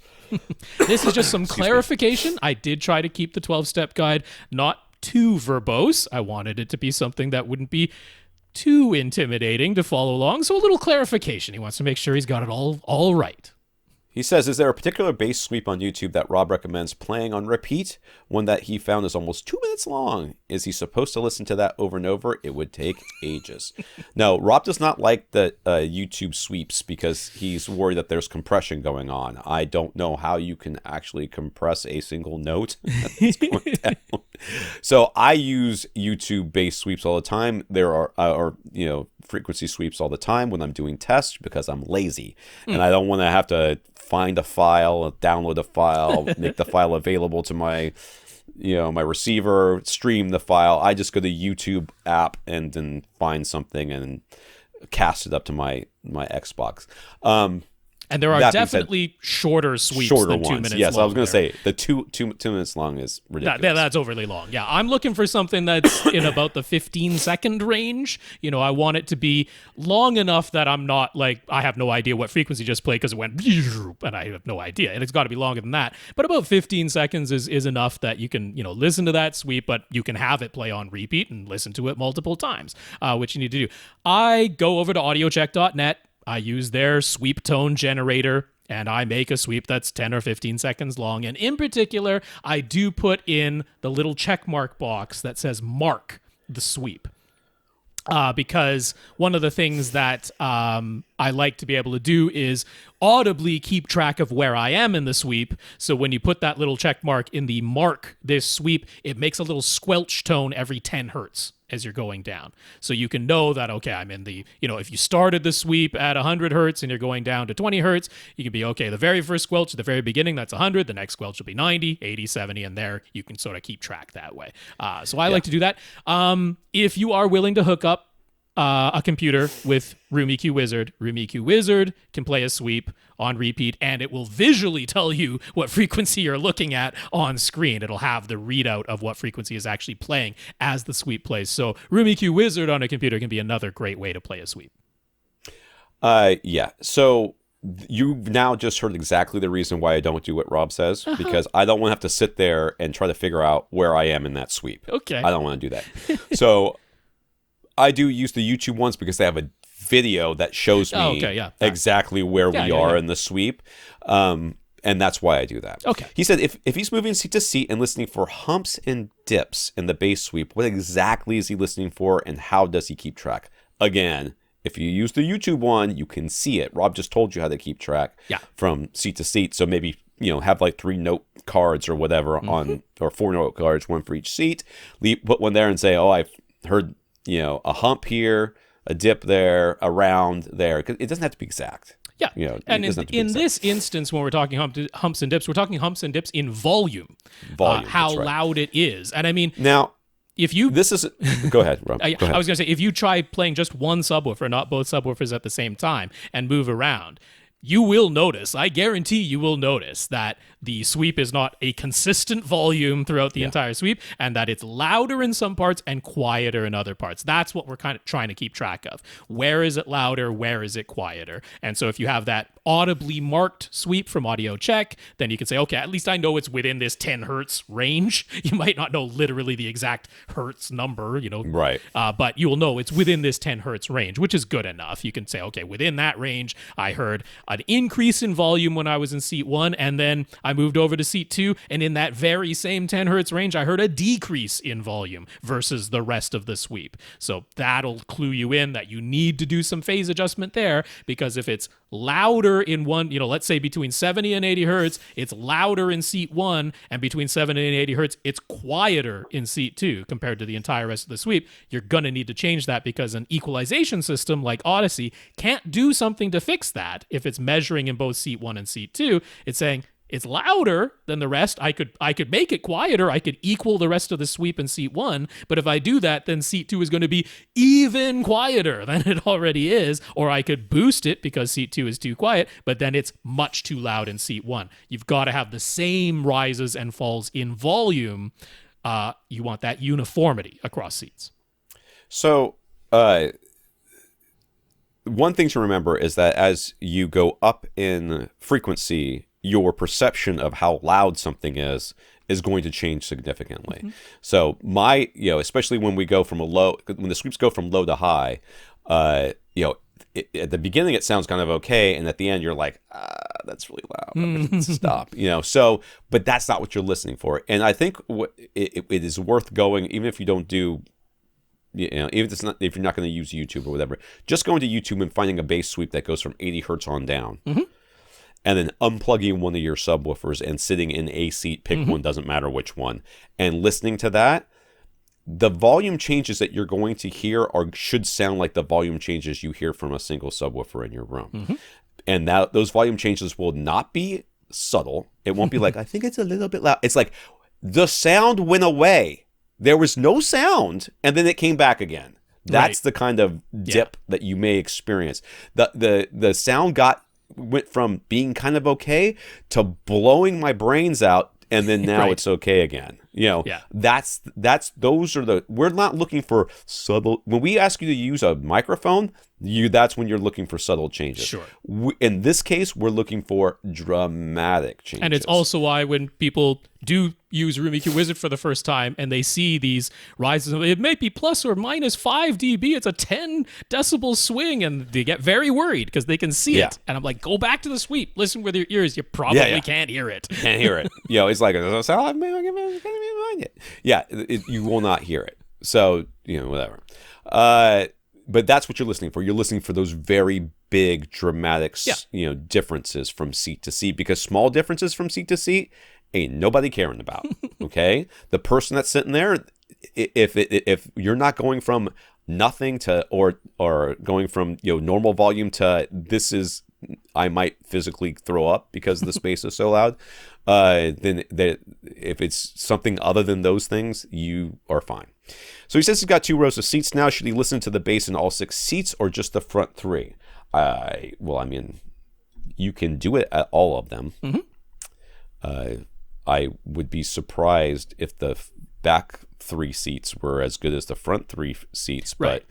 But, I would... You're not taking the measurements from all 6 of those seats, right? You're doing the measurements like you're supposed to do them, like we talked about on this podcast 100 times, where everything's within like 1.5 to 2 feet of the main seat. The first position, the first mic position.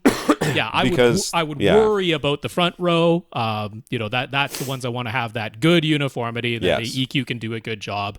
By all means, for fun, you can listen in the back row, but I would not overly concern myself with it. Right. I would listen to the back row just for your own edification. But anybody that you sit back there should know that they are not loved. And that's why they're sitting back there. Andrew. Right now, Andrew's 65-inch OLED is mounted on the wall, and that puts him 8 feet from eyes to screen. He'd like a larger, more impactful viewing experience. So he could get an articulated wall mount. Some of them can pull out from the wall as much as 2 feet. He could also potentially move his sofa as close as 6.5 feet, but that would also have an impact on his audio as well. The more expensive option is to upgrade to a 77-inch OLED. So what would we do? What do we think he should do? So the cheapest option is to unwall mount this thing and put it on a piece of furniture, then move that furniture closer to you. So that would look normal. That would look normal. I always have this picture of people when they're like, I have a 65-inch screen and I want to get a cinematic experience. Can I get an articulated wall mount to do it? I get this image of them like reclining and then having this wall mount come all the way over the top of them, so that they're just lying there with this TV like looming over them. So even with the 77-inch, it's still not big enough from 8 feet. I know, from 8 feet. From 8 feet, it's not quite big enough in my I would tastes anymore. If you get the 65, first of all, 2 feet is not. I mean, I think you need to move your seats and get the wall mount that articulates for the 65-inch. I think you need both of those.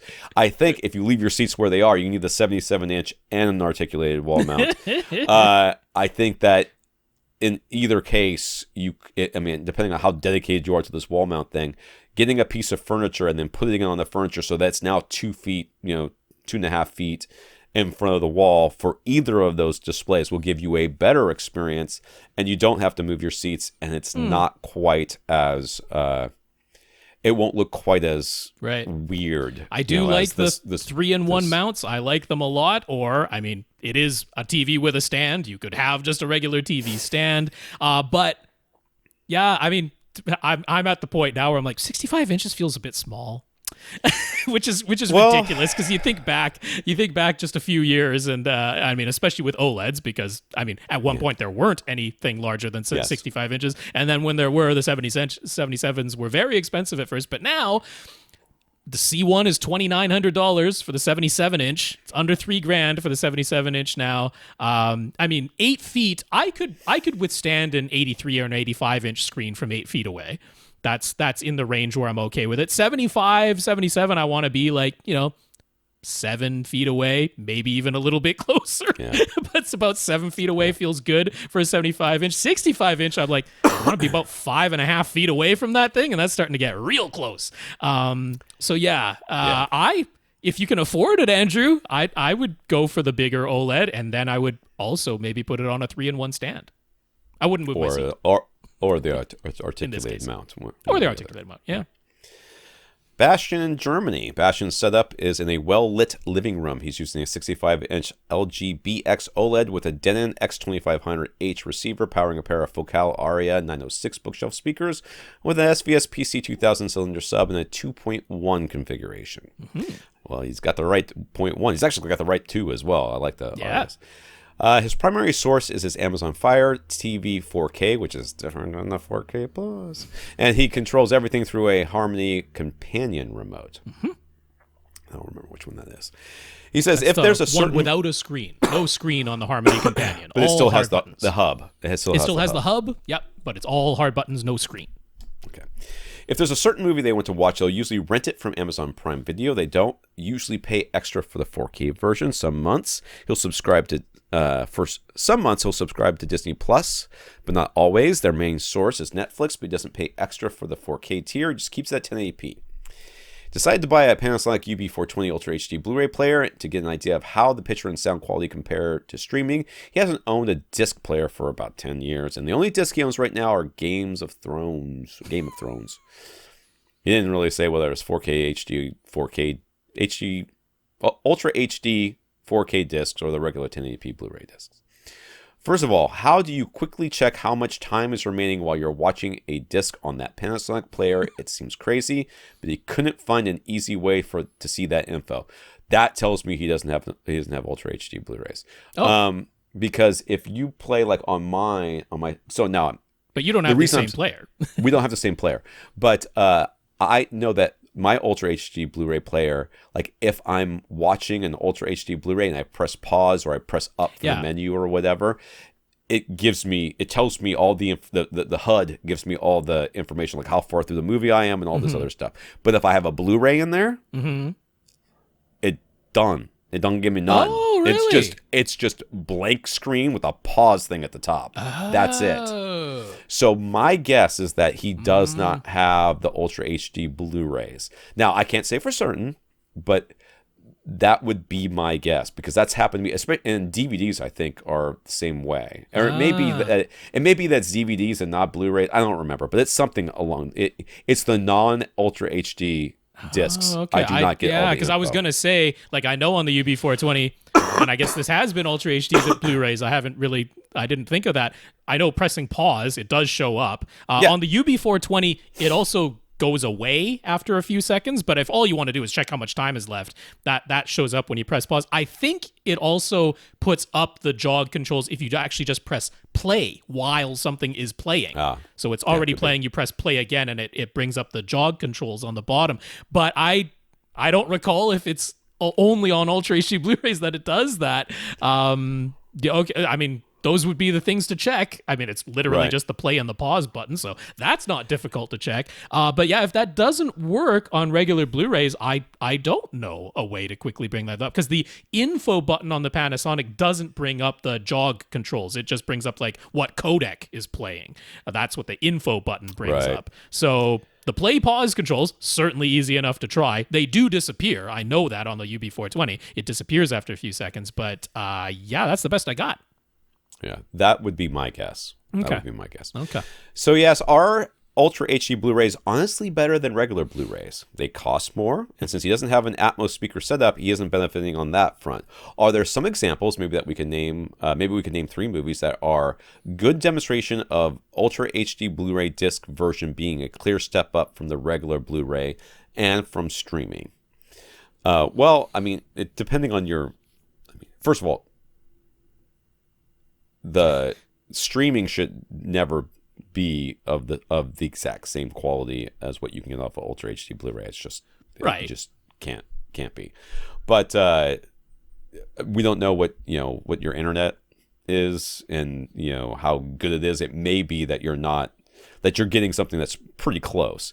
It seems to be mostly he doesn't think it's worth the additional cost because I mean Disney Plus you're going to have 4K and Ultra HD or 4K and HDR anyway because they just have the single tier in Disney Plus. They don't charge extra or delineate those things.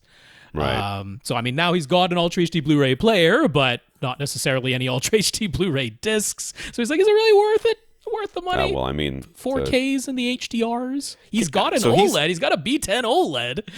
Really feels like you should just buy a disc. I mean, you're out like a couple. Well, I mean, just buy one disc. I think he's willing to try, so that's why he's like, "Can you name 3? Maybe I'll pick up 3 and give him a try and do that." Because I mean, the Ultra HD Blu-rays come with the regular Blu-ray in the package, so it's not, literal A/B flick a Don't switch buy and go back Thor and forth. Ragnarok. Yeah, don't buy that. I'm going to rely on our friend DJ, because this is exactly what he does and what he's into and talks about. So I'm going to rattle off a few, more than 3 here. Pick something out of these will be to your liking. Lucy, which is DJ's like number 1 pick. It's like, it looks so much different on the Ultra HD Blu-ray version in HDR than on the regular Blu-ray. So I don't know whether you'll love the movie, but as a home theater experience and a demonstration of the picture quality differences, Lucy, that's the one that stars Scarlett Johansson. Mad Max Fury Road definitely looks better in HDR than it does in regular Blu-ray. Aquaman looks way different in HDR. I mean, it's the HDR. It's not the 4K resolution. I don't care about the 4K resolution. It's the HDR. But you've got an OLED. You can appreciate the HDR coming off of there. Alita Battle Angel, that definitely stands out. Oblivion, Pacific Rim, and then some that are a little bit more subtle, and you might appreciate this if you're more of a cinephile. Quentin Tarantino's Once Upon a Time in Hollywood.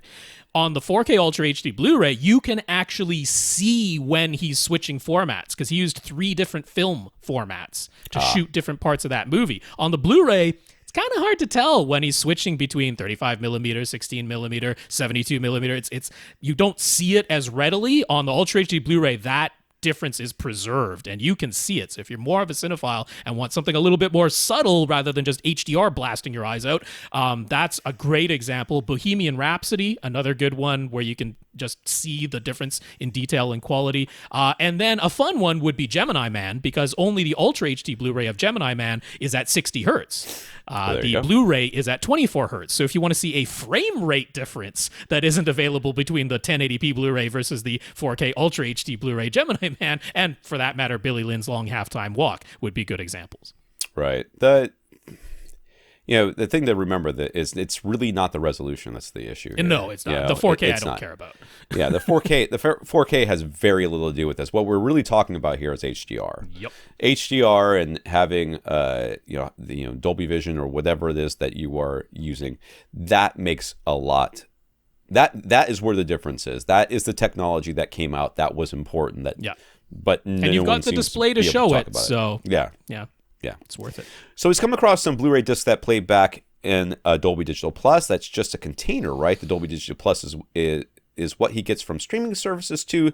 So is the Dolby Digital Plus on disc superior to the Dolby Digital Plus from streaming in any way? And yes.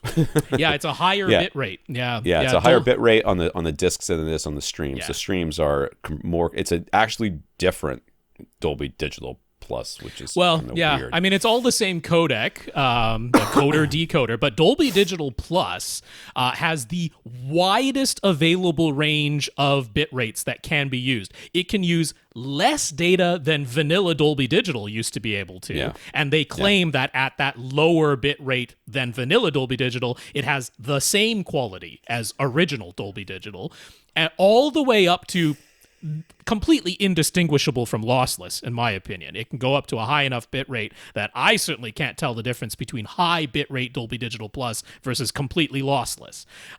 So on the disc, you're getting the higher bit rate. It is closer to lossless quality, and in certain instances, it actually is audible. It's enough. I mean, if they're compressing it down to the lowest bit rate that Dolby Digital Plus allows, and definitely on streaming that happens sometimes, now you're getting into lower than 128, MP3 quality, kilobit per second MP3 quality. You're getting down to 96 kilobit per second MP3 quality, and you can hear that in some instances. Yeah.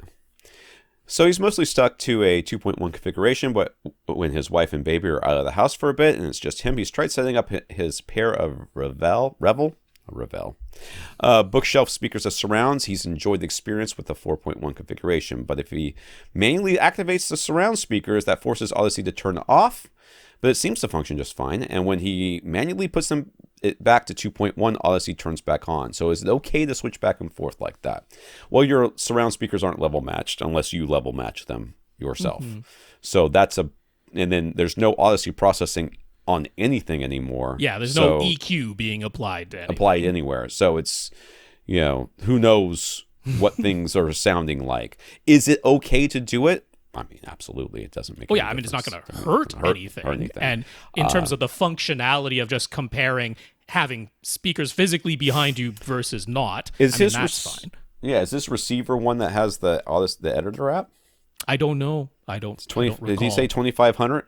2500, I thought is what he said, right? Did he mention what he has? I forgot if he mentioned I don't know. what he has. Yeah, X2500. Yeah, that would that has the Odyssey editor app. So, what we would recommend doing then is to run Odyssey in the editor app. In the editor app, and then save the configuration, right. and then run it again with the surround speakers, save that configuration, and then switch. When you hook up the speakers, you switch them. You can do the save and load functionality, and it's saved on your phone. That's where it's saved, is on your phone, so or on your tablet if that's what you happen to be using. And you can do the save and load function. And I mean, I don't think he's doing this for A/B comparison purposes because it's not a super fast process. It takes like 5 minutes to load up. Why wouldn't you want Odyssey to be on? I mean, you spent the money on the receiver. Why wouldn't you want Odyssey to be on? So, I would want it to be on. $20 or 20 euro to get the Odyssey editor app, and then you can save and load. There you go. He can physically keep... I'm in the right question, right? Because I scrolled around. Yes. He can physically keep the surround right speaker in place at all times on top of his PC 2000 sub. But there's nowhere to keep the left surround speaker permanently set up. So what would happen if you tried to run a 3.1 setup with only one surround right speaker and no surround left? Is there a setting that could help with that? Would it just set it up as 4.1 but then have some missing sounds with the surround left physically not connected? I don't think you can run it that way. Like, full stop. I don't think you can. Like you could physically put both surround speakers there, set it that way, then you physically unplug the surround left speaker. As far as the AV receiver is concerned, it's still trying to send signal there. There's just nothing playing it back. Like, that will continue to function, but I think the Odyssey editor app solution is the better solution here. The save and load function. I mean, I guess he's thinking, okay, I'll get a little bit of surround sound. I'll get surround right at all times, but never surround left until I put the speaker. But I don't think that would be a super enjoyable experience. That would be weird.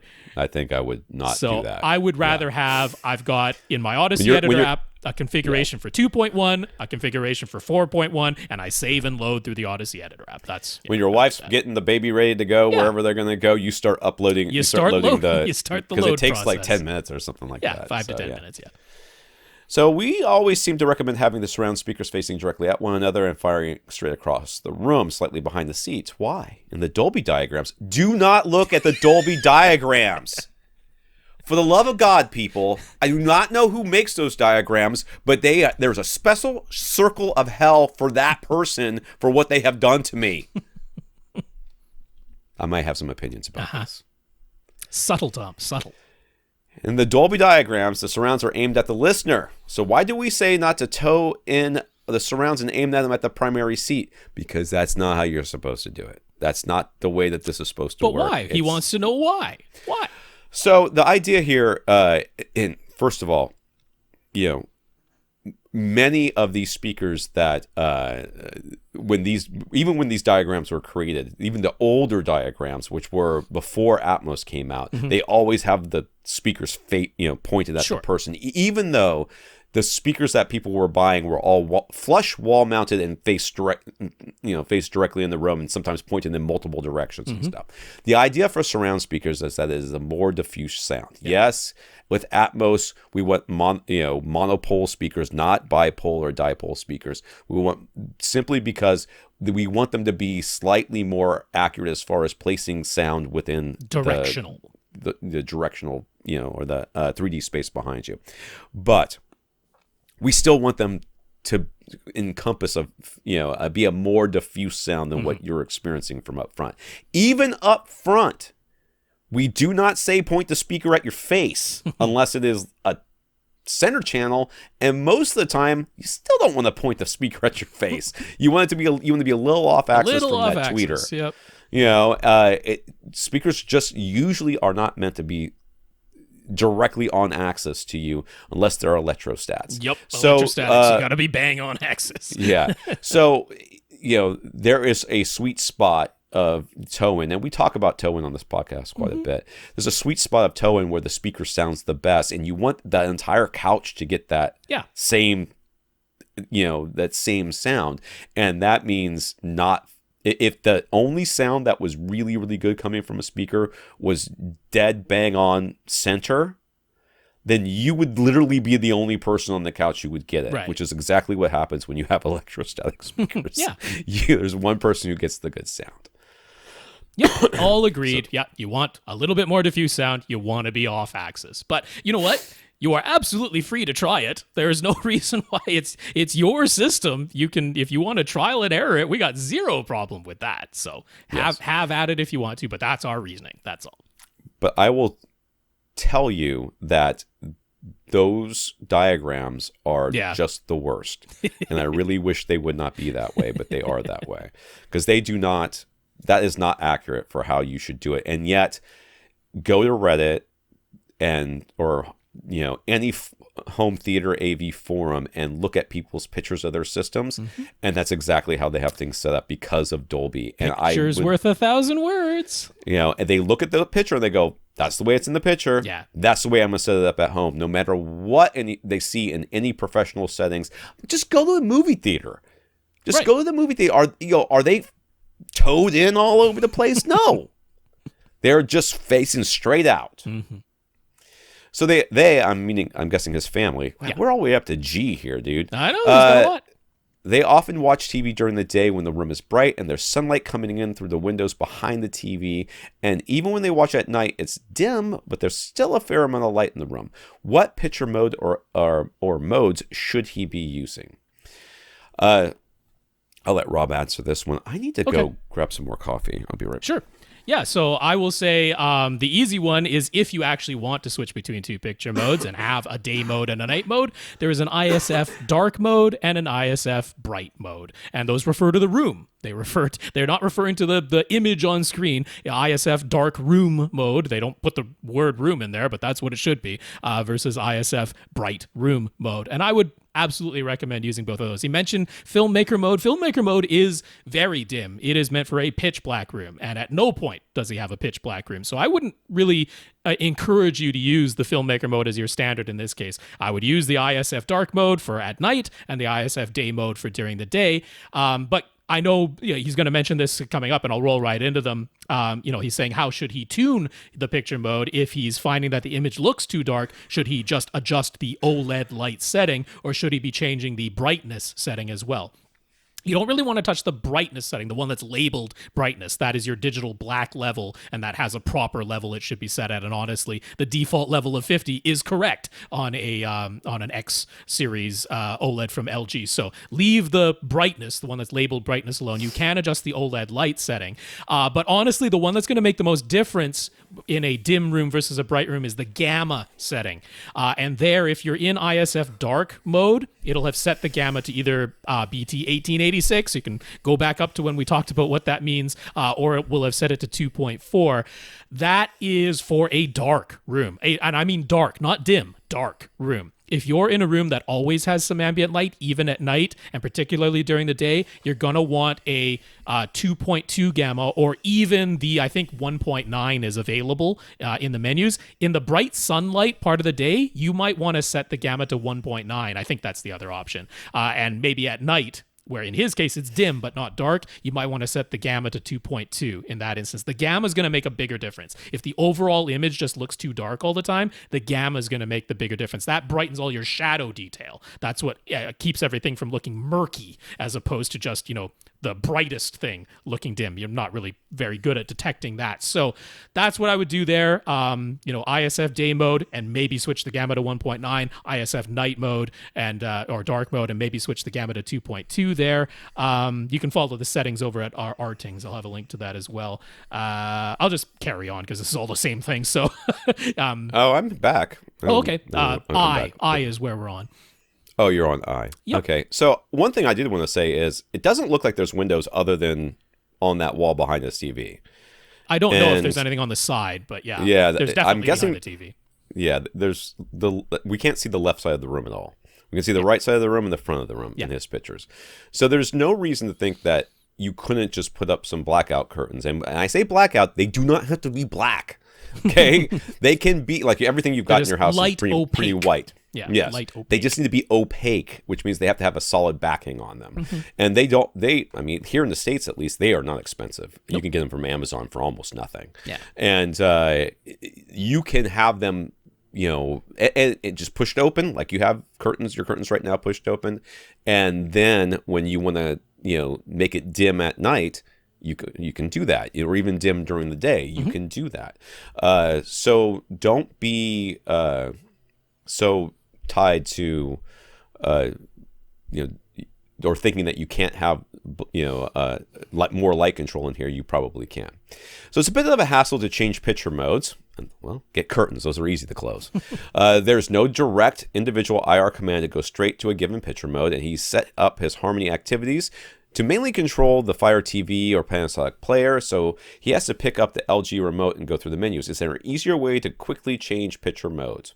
I'm going to guess no. I mean, actually, what I did on my parents' display, they're mostly wanted to change aspect ratios sometimes. But within any given activity, you can create a sequence in your Harmony. That's like a series of commands that plays out with a single button press. And that's what I would recommend here, because on the LGs, like, you're only going to be switching between two picture modes. You're either going to go from ISF bright to ISF dark or vice versa.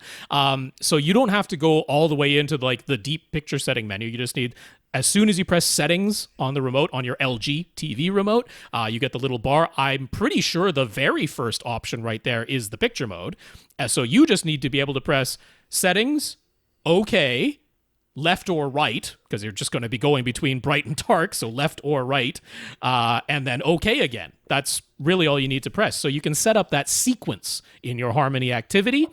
You need to write that sequence, unfortunately, in every activity. They don't let you copy a sequence from activity to activity, but it's not that many button presses that you're talking about. And maybe put it on one of the like colored buttons on your Harmony companion or something like that. Do you have to write a sequence at the end, like when you power something down so it puts it back into a default mode? I mean, if all you have is go from bright to dark and go from dark to bright, just those two things, then you can just switch back and forth whenever you want. So you probably just create those two sequences. That's how I would handle it. Then you don't have to pick up a different remote. So his wife strongly believes that there always needs to be a light source behind the TV. Otherwise, you'll get eye damage. Is that true? No. No. There's literally zero evidence of that, other than your parents telling you when you were growing up in the 80s, like I did. Same as the don't sit too close to the TV thing. If you sat too close to the TV, you were going to go blind, or there's a lot of things that could make you go blind when I was young. And I did them all. And here I am with my eyesight. Yeah. Reading when the lights are too dim. Reading when the lights are too bright. Sitting too close to a TV. The other thing. And here I am still with my eyesight. Right. So your wife can take it up with me. She is wrong. And a quick Google search will show her that she is wrong. You can't say that because you'll get every answer on Google. So you will, but not any actual fact-based, I don't know, goop-based answer will be actually true and agree with me. So as mentioned, the room is dim at night, but by no means pitch black. He would prefer for the TV itself to be dimmer at night and brighter during the day, but is it necessary to also have a lamp on behind? What? No. Lamp on behind the TV? No. Can we offer some general guidelines about bias lighting and when it's necessary or not? It's not necessary. People like it. You have an OLED. You know what bias light does? It makes your not black blacks look blacker. You know what you have? Black blacks. You do not need bias lighting. You are fine. Yeah. You need no bias lighting. I need bias lighting. I have a projector. On a technical level, there's actually standards for this in standard dynamic range. The ambient level in the room, it doesn't necessarily have to be directly behind the screen. Typically, they put it directly behind the screen so that there is no light source reflecting off of the front surface of the screen. But it's really just ambient light level anywhere in the room. In standard dynamic range, there's a standard for this, which is that your ambient light level is supposed to be 10 nits. In high dynamic range, ironically, even though high dynamic range can have brighter highlights, the ambient light level is supposed to be 5 nits, which is really really dim. That is 5 candles spread around your room and then set up such that you don't see a pinpoint of light reflected in the glossy surface of your screen. So very often in a studio setting, yes, all the lighting will be behind the screen. That way you don't get reflections off of the screen surface itself. But 5 to 10 nits is what we're aiming for on a technical level, which is very dim. And that's all that's needed. And it doesn't technically have to be behind your screen. It could be above you. It could be coming down from above you. That's fine too. And I mean, to Bastian's wife, I understand why, or where you've got the beliefs that you have. Sure. And they're just not patently not true.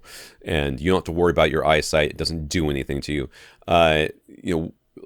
If you think about going to a movie theater, there is no light source up front other than the projector itself. The lights in the theater when the movie first starts, they dim for the previews and stuff like that. They dim more when the movie starts, and then you won't notice it because you'll be watching the movie. They completely turn off after a period of time, And the only lights that will be on in the theater will be the projector, the light that's coming off the screen, and the little running lights that are on the floor to make sure that if you do have to leave in a dark scene, you can see where those steps are a safety thing. Those and the exit signs are a safety thing. If they didn't have to be there, cinema purists would have those turn off too. Yes, they would. So, if you are prone to headaches, if flashing lights bother you, there are reasons to have additional light sources going on. But inherently, you do not need a light source behind your screen to make sure that you don't harm your vision. And if at night there's still enough light that you can get up and walk around, it's not pitch black, you're not bumping into anything, you do not have to have a light specifically behind the screen. You've got enough ambient light. Yeah. I'll bet you're already above 5 nits at that point, because 5 nits is very dim. In that white room, they have whatever light's coming off the screen is bouncing around the room anyway. So you're way above that. You do not have to have it, and I still think you need blackout. Opaque curtains over the windows. Okay. Yes. Alan says, does Costco get unique model numbers for certain TVs for some reason? I'm going to say yes. Yes, they do. Because the Vizio in particular, if you look at Vizio's model numbers, there's an insane number of model numbers. And the only difference is the last, there'll be a hyphen and then 2 or 3 digits. That's right. And those digits kind of indicate where they're selling them from. Yeah. The reason they do it is that they don't have to price match. It is 100% about that. They have an agreement with the manufacturers. They put in these slightly different model numbers so that you can say, okay, this price over at Target or something, it's on sale, and they go, well, it's not the same model, so we don't have to. I mean, often they do anyway, but they just want the business. But on a technical legal level, they do not have whatever their flyer says will beat any price. Well, that's on identical model numbers. So the workaround, the loophole to get out of that is to have a very slightly different model number, and they absolutely do that.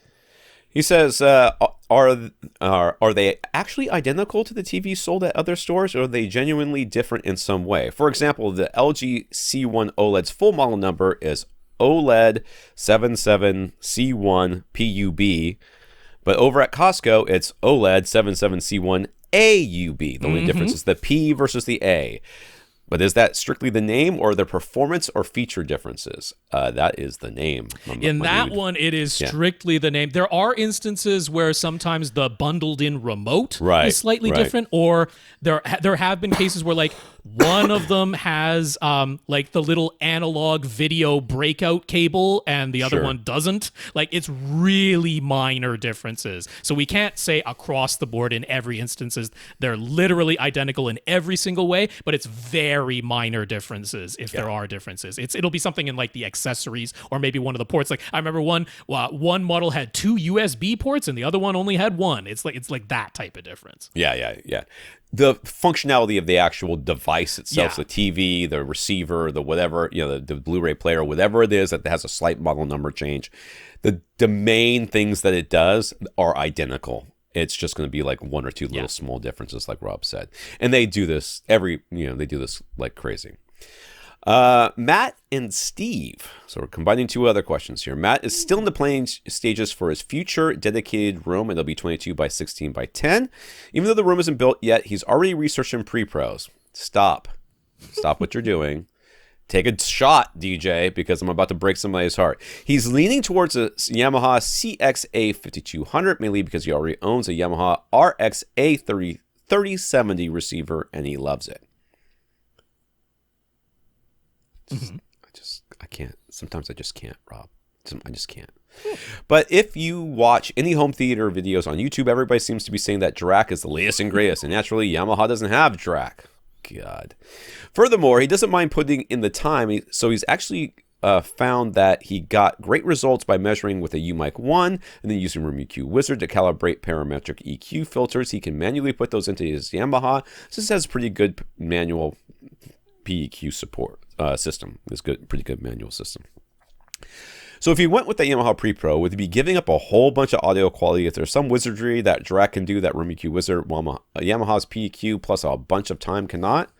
First of all, PEQ cannot do what fur filters do, like full stop. Yeah. So, and YPOW does have fur filters these days. It does now. Yep. So I'm a little on the why side of this. So I will tell you right now, as far as I am concerned, now I know there's probably actual measurable differences between all the different, the YPOW, Dirac, and Odyssey. As far as I'm concerned, they're interchangeable to me. For the common person who's going to be using them, right? Dirac is more user intensive. Odyssey and YPOW a lot easier to use, from my understanding. I have not actually used the new one. It comes down to the default target curves, because most people are not actually manually manipulating the target curves. Right. So the default target curves are different from each other. Then via the Odyssey editor app, or especially in the case of Dirac, it's definitely set up this way. You can manually change the target curves. Yamaha isn't doing the manually changing of the default target curve. So if you don't prefer the default target curve, that YPOW with RSC, that's the version that has the fur filters, the reflected sound control version. If you don't like the default target curve, on that one, there's not a whole lot you can do about it, because when you switch to the manual system in Yamaha, it is strictly parametric EQ. You're not dealing with fur filters in that. So, I mean, on an objective technical level, there are differences between manual parametric EQ and anything that uses fur filters, and all, YPOW with RSC, Odyssey, Multi-EQ, and Dirac all use fur filters. Some have a greater number of filters than others. Going up the Odyssey lineup from Multi-EQ to XT to XT32 is a greater and greater number of filters. So there's technical differences there. In the end, could you get very similar results with any of them, other than the default target curve of YPOW with RSC not being manually changeable? In any of the other scenarios, I would even argue with just manual parametric EQ, you can get pretty darn similar, because it mostly comes down to raising and lowering the volume of specific frequencies. That's the lion's share of what we actually end up hearing, if it's anything. I would argue that you can get darn close with any of them. My main reason for suggesting that you look at an alternative, first of all, I don't think you need to pay as much as a dedicated pre-pro costs, because any of the higher-end AV receivers that have a full set of pre-outs work just as well. The features are the same. Yes, maybe it feels like a waste not using the built-in amplifiers, or you're under the impression that having the built-in amplifiers is somehow a bad thing, which it isn't. But even if you believe that, Denon and Marantz's models now let you completely turn off the internal amplifiers and simply pay a lower price and have all the same features with a dedicated preamp mode. So I just find it hard to justify going for the pre-pro. If you just like Yamaha, or maybe he's big into the music cast system, I don't have any issue with that. The main thing I'm not so happy about with Yamaha is the HDMI 2.1 support. They still haven't released the firmware update to add VRR and 4K 120 support, and I don't know if it's ever going to come at this point. I have no idea. So just for the HDMI 2.1 support reason, I probably wouldn't look at the A5200. I know I would easily look at, I'd take a look at the new Onkyo. The RZ50, that'd be a great one to look at. It's only $1,400, and that does 7.2.4, and it has Dirac if you want to use Dirac. I still end up preferring Odyssey Multi-Q XT32 for the simple reason that it's got curves of equal loudness. I want curves of equal loudness, and Dirac doesn't do curves of equal loudness. So I would end up back at a Denon receiver. That's where I would end up back at. Right. And I know it's hard for us to sound objective a lot of times, but like I said, I really don't think that it makes that much difference to the common person if they have one of these room correction systems over the other. I don't think that people are, that Yamaha's target curve is just fine 99% of the time. Now this person, Matt here, might actually want to be able to adjust it, which means that maybe Yamaha is not for him. Is Dirac functionally better or objectively better than Odyssey? I mean, I think that in the end you're going to end up with something that sounds nearly identical. If you're willing to go into the Odyssey editor app and do all this stuff, and you're going to go into Dirac and do all this stuff, and then you're going to adjust it to your taste, and you're adjusting it to the same tastes on both, you could get things like Rob said that sound almost exactly the same. Reading across the internet, it has become abundantly clear to me that what people like on forums, on the internet, on YouTube, what people like about Dirac is that it has a bass boost built in. That is by default. The default target curve has a bass boost built in. That has become abundantly clear to me. People are not manually manipulating. They talk about it. Oh, They're yeah, not they talk actually about doing like crazy. They're not going to do it, though. No, that's the thing. I'm at least honest about it. I'm like, I'm not doing that. I don't want to do it. It's too much work. I'm not sitting here. It's just like that stupid notch that everybody's like, I gotta take that notch. I gotta spend $20 to take the notch out. And people don't understand curves of equal loudness, and very few people are listening at full reference volume. So the default built-in bass boost when you're listening at -10, -15 sounds better. It sounds better. And that's what people like. And everybody declares, oh, only Dirac can do it. Completely false. It is not the only system that can do it. But I will grant this, by default, it's the one that does it. It's the one that puts in that bass boost that everybody likes without you having to manually change any settings whatsoever. And because of that, it makes sense that out of the box, people like it the best. And I know that I kind of glossed. I didn't say anything about it with the last guy who wants to own separates and blah blah blah. There's just so little reason. I mean, you can look at how Yamaha and Denon and Marantz punish people for buying separates. You can look at the pricing and just go, they are actively trying to discourage you from buying separates because they know that they don't even want to sell them anymore. It's just economies of scale. Buy a receiver and plug it in and use that instead. It has all the same features. Especially with the Denon and Marantz dedicated pre-pro mode now. Like there's just no reason to get a dedicated pre-pro anymore. One that doesn't have any amps built in. Especially if you're going to do 7.2.4, because almost all of them have 9 amplifiers built in, not 11. And now you get yourself a 5-channel external amplifier if you just really want one. We're totally fine if you just want one, just to have it, just because you think it's pretty or you just want it. Totally like the blue lights. But you get a 5-channel and then you let the overhead and your surround back speakers. Do you really need 200 watts per channel for your overhead and your surround back speakers? Let the receiver power those. It works out so much better. So Steve wants to know if you should stick with the Yamaha or switch to Onkyo in order to get Dirac. He's running 7.2.4 configuration using the Sen Sierra Raw speakers up front, which HTM 200 SE surrounds and backs, and the Boston Acoustics overhead. This man has bought speakers based on our recommendations. The Yamaha RX A2050 doesn't handle all the latest HDMI features, so a receiver upgrade is in order should he get the new Onkyo NX NR7100. So there was one little thing, which was neither the Yamaha A2050 nor the Onkyo NR7100 can actually do 7.2.4. So he said he's doing 7.2.4 in his setup, but That is actually not possible with an A2050. So he must have an amp someplace. Well, it's not just that. It cannot process more than 9 speakers, and neither can the NR7100. So I don't know, maybe what he has is 5.2.4, which is totally fine, in which case the Onkyo NR7100 can do 5.2.4, but neither of the receivers that he mentioned is capable of doing 7.2.4. They stop at 9 speakers. So I don't actually know exactly what was going on there. Maybe something is wired in series or parallel, or maybe it actually is just 5.2.4 in his setup. But that is the thing to be aware of, is that the NR7100 stops at 9. You can't go past 9 with that one. With HDMI 2.1, we are having issues, okay? Yep. And the issue is that there's not enough boards to go around. Yeah.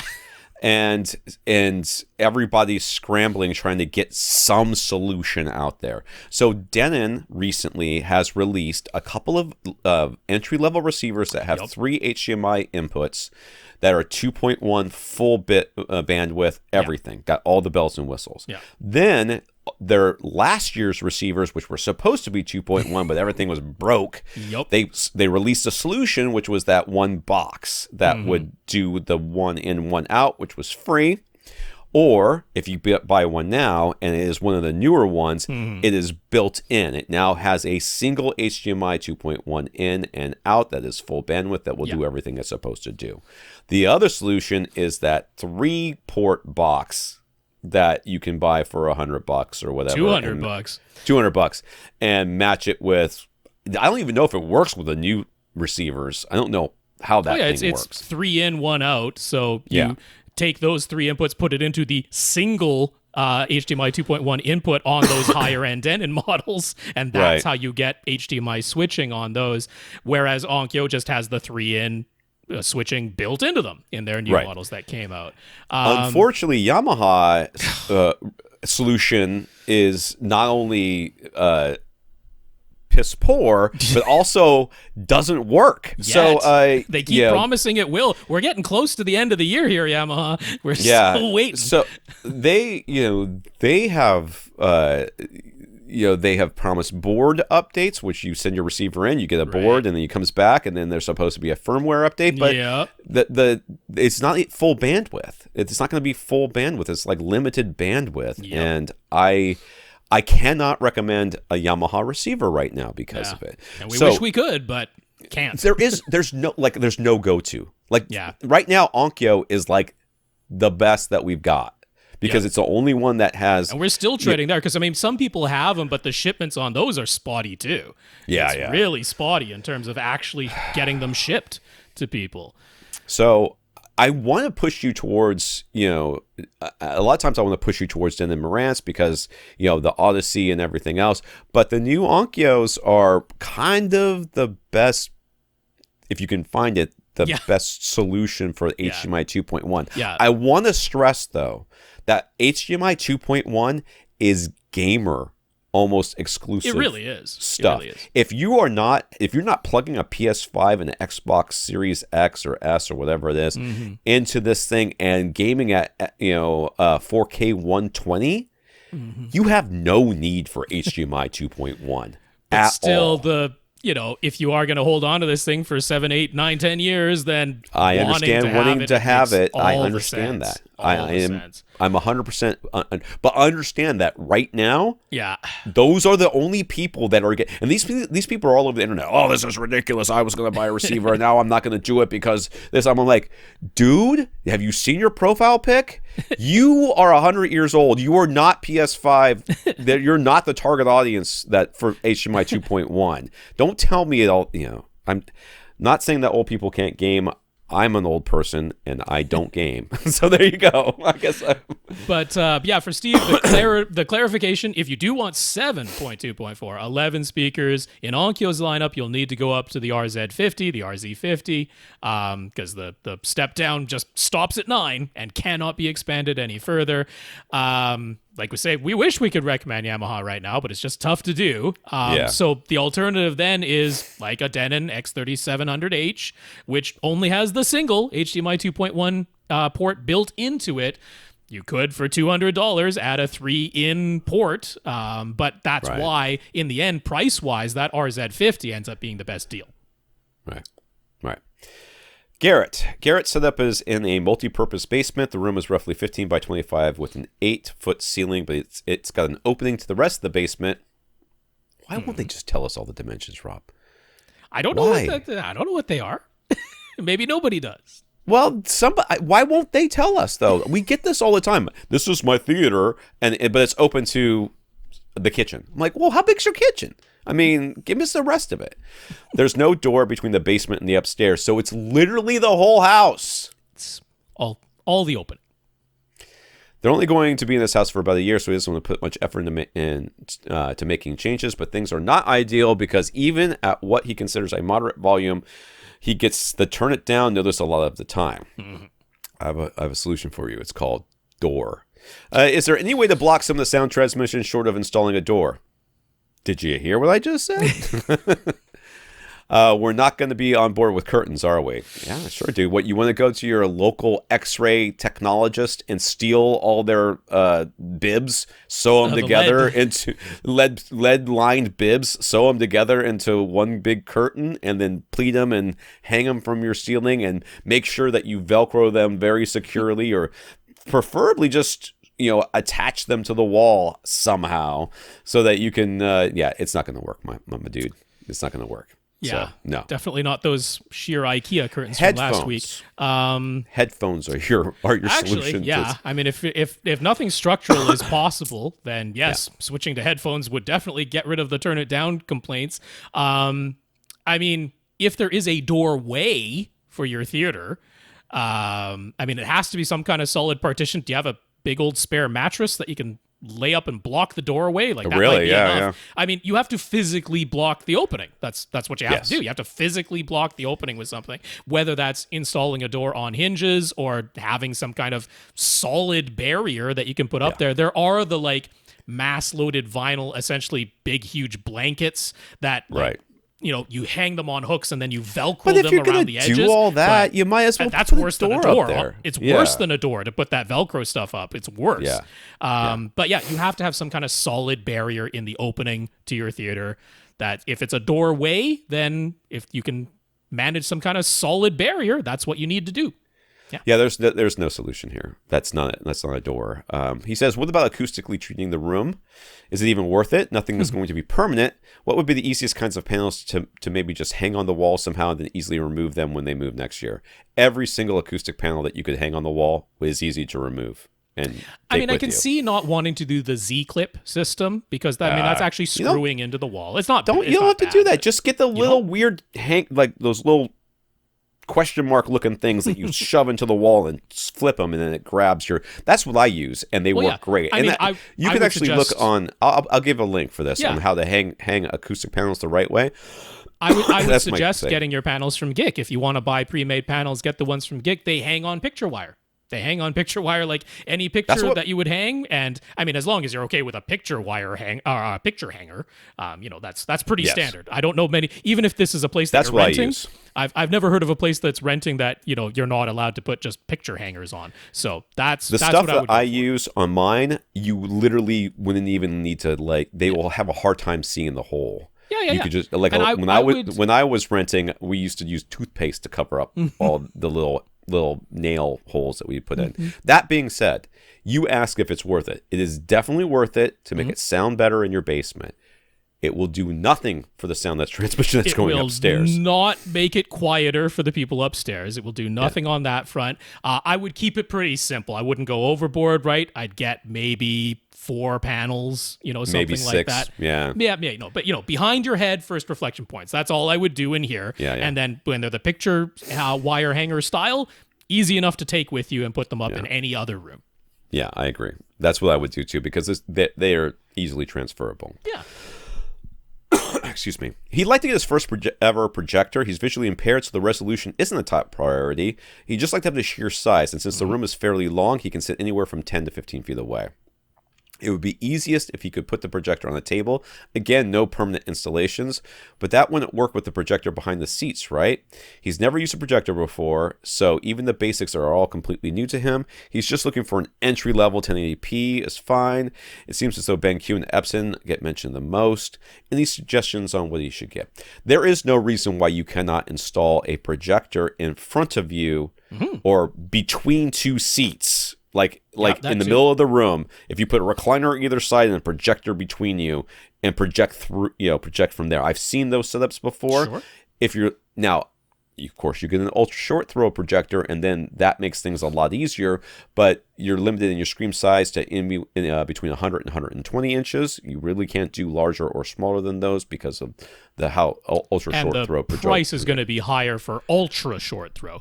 Ultra short throw are the ones that are right up at the front of your room, just like a television. They're the back of it is 1 to 2 feet off of the front wall, and they are ultra close to the screen. Just price-wise, I'm probably not going to point you there. When you're talking about the setup, yes, there has to be a clear line of sight from the lens of the projector to the screen. Anything that goes in between the lens of the projector and the screen will cast a shadow. That's what's going to happen. So you definitely cannot put it on a table behind your seats. That's not going to work, even if there's a gap between your seats, clear line of sight from the lens to all edges of the screen as well. So you cannot put it behind you. Something is going to block it and cast a shadow. But what I would recommend to you, I think, price-wise and what makes sense here for the type of setup you're describing, I would point you to a short throw projector, not ultra short throw, but short throw, so that it can go on a coffee table in front of you. And you can have your seats at a nice 10 or 12 foot distance and cast a nice 120, 135 inch screen, something in that sort of range, with the lens of the projector only 6 or 7 feet from the screen. Remember, there's the body of the projector behind the lens. So when we're talking about the distance of the projector to the screen, we're talking from the front of the projector, from the lens of the projector to the screen. But the body of the projector is only about a foot deep in these cases. So the one I would point you to all day long is BenQ's. You already know that manufacturer name. Their HT2150ST. The ST stands for short throw. So this is not ultra short throw, but this is short throw with the lens of the projector about 7 feet from the screen. You can cast a 120-inch image. And now you can sit 10, 11 feet away from that quite comfortably. That's on a coffee table in front of you. $900 for that 2150 ST. Really good colors on it. It is, 1080p standard dynamic range, but nice and bright, all of those things. The way this projector works is the lens of the projector is going to be, when it's on a coffee table in front of you, the lens of the projector is going to be even with the bottom of the image. That's the way it casts its image. So you don't want a very tall coffee table in front of you, but it tends to work out pretty well, right? If your coffee table is 20 inches tall and the lens is even with the bottom edge of the screen, that tends to work out really nicely. Yeah. So going with this not ultra short throw and not regular projector means that when you move from here to someplace else, you will have to have the same setup. Or you could mount it on the ceiling. At a similar distance. If you mount it on the ceiling, then the lens of the projector is going to be even with the top of the image because it'll be flipped upside down and mounted onto the ceiling. It just means the projector will always be in front of you. You will not be able to take this projector and put it behind you and still sit 10 feet away because the image will not be able to get small enough for the screen that you're showing. So that is the only real, my only real warning to you. Okay. Spending the extra money to get a projector that is an ultra short throw, or by getting some way, and it could be you're like, okay, well, I've got 10, 15 feet or whatever I've got like a 20-foot room. Yeah. I put like a bookshelf, a freestanding bookshelf or a piece of furniture or something a little bit high enough behind my seats. I put my seats 10 feet from the screen, and then I put a regular projector that is projecting from that other, that this on top of whatever it is. Vantage point. A higher vantage point means that when you move, you'll have more options for where you can put your projector, and it will not have to be in front of you. The bit of an issue is that in the sort of under $1,000 price range, the regular throw projectors, because I mean he wants a pretty good screen size for the distance that he's sitting, because that's what it's about for him, is sheer size. The issue is that in that price range, pretty much all of them are set up that the lens of the projector would be like right above your head. That's the distance that they have. Yeah. That's the sort of ratio that Sit they have. closer. Or like Tom said, it could go like literally beside your seat. You got two seats on either side of the projector. That could work. I mean, BenQ's own 2050, not 2150. So there's the 2050, which is regular throw, and that would be like that. The lens of the projector needs to be about 10 feet away when you're casting a 120-inch screen, instead of the 2150 ST short throw where the lens of the projector is like 6 or 7 feet away for the 120-inch screen. That would be my only concern. I'm just thinking about the future, because you are planning on moving. Right. This means that if you do get the short throw projector, it will always be in front of you. It'll always be in front of you, yeah. There'll be no if it bothers you on the coffee table, I mean, for the temporary setup, I love it, because you plunk a coffee table in front of you, you put the projector on top of it, and the bottom of the screen is level with the lens. It's all very easy. And then in the future, if you want it out of the way, you can put it up. You ceiling mount it. It's still going to be in front of you, but you ceiling mount it. So that's my argument for that one. Just be aware that the other regular throws, you're going to have to put it above you somehow. That's the only way you're going to do it if it's farther back. All right. Last one. Gurinder. Okay. Is Gurinder's room too dead? Has he overabsorbed? Answer, no. But here we go. He switched Odyssey off and put the mic in a random position within the middle of his seating area. His waterfall graph and RT60 decay times are shown in RoomEQ Wizard indicate that other than the low base, he's got decay times of only about 100 milliseconds. So everything, if you're looking at this online on YouTube, the top of the line where it's red, the top of the line is like the frequency response. Remember, he's got Odyssey off, which means this explains why he's got this stupid dip around 150 hertz. 200 and a couple of dips. Like 200 hertz. 250 hertz. Yeah. And then he's got a massive hump way down where the subwoofers are and all this other stuff. So why he turned Odyssey off, I'm not exactly sure. I don't think he needed to do that, but here we are. So he's got decay times that are really short all the way down until we get to the base, and then they start to pick up as they get lower, which is exactly what we expect. But they're very, very even. Yes. Like remarkably even decay times. Very even decay times. Means things aren't reflecting around the room a whole lot. Not at all, no. Most of the literature online says that below 300 milliseconds, maybe 200 milliseconds, the room sounds overly dead. So are his results too low? He does have the room fully carpeted, plus the ceiling is all fiberglass acoustic ceiling tiles, so those are absorptive too. Then he's got floor-to-ceiling base traps 6 inches thick in every corner, plus panels for his first reflection points. And on the back wall, the front wall is covered in thick curtains too. So does he need to add some diffusion, or maybe just remove some of the acoustic treatments? Maybe he should just go with harder ceiling tiles. What do we say? This is one of those solutions to a problem that you didn't know was a problem until someone told you it was a problem. An overly dead room is not something that you go, oh, I didn't even realize my room was overly dead. How was I supposed to know that? Well, you'd walk in and go, it sounds weird in here. What is going on? The other thing was he's kept adding over the time. We've been talking to Gurinder for quite a while, and he's kept adding and adding and adding more absorption. And like, if you got to the point where like, well, now it just sounds awful in here, easy enough to just take out the last thing you did. Right. I think he's only worried about it now that he's seen it on a graph. Yeah, don't look at the graphs. Will you stop looking at graphs, people? The graph looks great to me, except for the fact that you turned Odyssey off, and now it looks all squiggly, and it makes me stressed out. I mean, to me, it's the uniformity that I'm most impressed with, because the bigger issue in acoustics is non-uniformity. That's the bigger issue. Yeah. Having some ups and downs, if they're uniform, not that big a deal. When it comes to decay times, whatever the decay time might be, if it's uniform, our brain deals with that quite nicely. It's when certain frequencies reverberate longer than others. Right. That's an issue. All of it, it's when certain frequencies stick out more than others, either because they hang around longer or because they're louder than others. One of those things. That's the problem. When you have good uniformity, our brain can make up for pretty much anything. This really this good. looks fine to me. I'm not worried about this at all, and I don't care what that stupid thing said. I like my rooms to be a little bit deader than other rooms, and I have been in rooms where I've gone, ugh. Yeah, it's too much. It's too much. It doesn't sound right in here. I mean, and it's not like you're like, I'm not really sure if it's too. It doesn't sound right. It sounds weird. Now, usually once the movie starts, I'm okay with it. Right. But just sitting Especially in the room, in surround sound. I mean, once you've got speakers, literally blaring sound at you from every direction, a whole bunch of this concern about room reverberation goes away.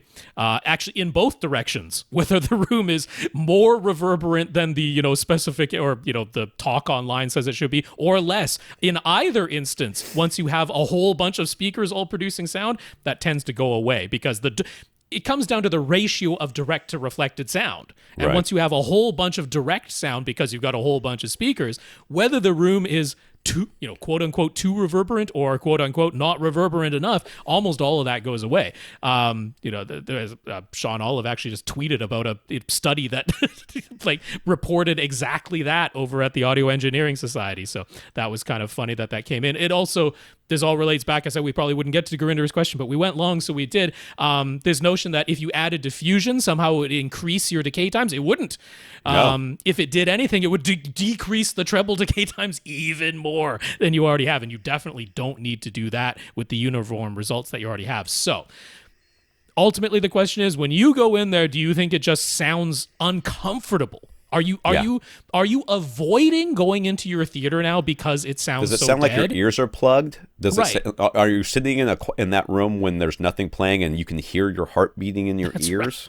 Because I know you're not there yet. Because I had way more panels in my office than you have in there. I had 23 2 feet by 2 feet. I'm saying 2 feet by 4 feet by 4 inch thick panels. I had 23 or 24 of those panels in one 10 by 11 foot room. And I didn't think it sounded weird. Other people thought it sounded, it was, I worked in there. I sat in there and typed. It was glorious. Glorious. But if you go in there and your answer is, nope, doesn't make me not want to be in here, then don't worry about it. Don't do anything. If your answer is, yeah, actually, I'm starting to avoid my theater because it just sounds so darn dead. Whatever the last thing you added to your room, because we know you've been adding stuff to your room, just take that back out. Adding diffusion won't help you. No. So more is not the solution. All right, who we got left? We have Chris. We have Romaine. We have Eric, Alvin, and I think there's one more, Mitch. That is it. Yeah, that is on the list. First up next week. There we go. All right, we want to thank our listeners of the week. We want to thank Jonathan and Gav for going to avrant.com and clicking on the Buy Us a Cup of Coffee link and leaving us a PayPal donation, as well as our 135 patrons over at patreon.com, including Bastian, Eric, and Alvin. Thank you, Jonathan, Gav, Bastian, Eric, Alvin, and patrons. Okay, Jonathan and Gav, thank you for the PayPal donations. Patreon.com/AVRant podcast if you would like to sign up for an automatic monthly donation and haven't already done so, or if you forgot about it and want to increase your, fall asleep on the zero key for a while, that would be okay by us too. So 135 patrons over there, Bastian, Eric, and Alvin. Thank you for being 3 of them. And thank you, Gurinder, for sending both of us some Amazon gift cards. Yeah, very nice. Thank you, Gurinder. We appreciate the Amazon gift cards. And Chris for sending me a photo to use on AV Gadgets. Yeah, that's right. Chris, thanks very much. If you'd like to have your photos appear on avgadgets.com, just send it to tom at avrant.com and give him written permission to use those photos in perpetuity. They'll be on the internet forever. Yeah. Lastly, we want to thank some listeners for sending us notes of gratitude from Brad, Mike, Bastian, Garrett, Chris, Romaine, Eric, and Vince. Thank you, gentlemen. I'll say the names one more time. Brad, Mike, Bastian, Garrett, Chris, Romaine, Eric, and Vince. Thank you all very much for the notes of encouragement and gratitude. We do appreciate it. And a big thank you to everybody who continues to listen and send in your questions. If you want to get your question answered, all you have to do is ask. You ask by emailing us at question@avrant.com. For AVRant, I'm Tom Andry. And I'm Rob H. Now stay in and listen to something.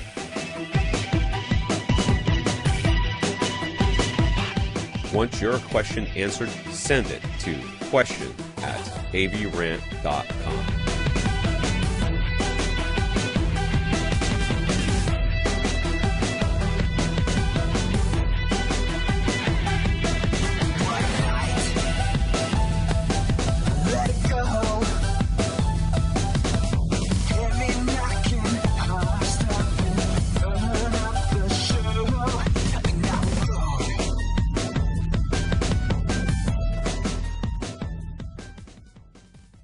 This is AVRant. Now go out and listen to something.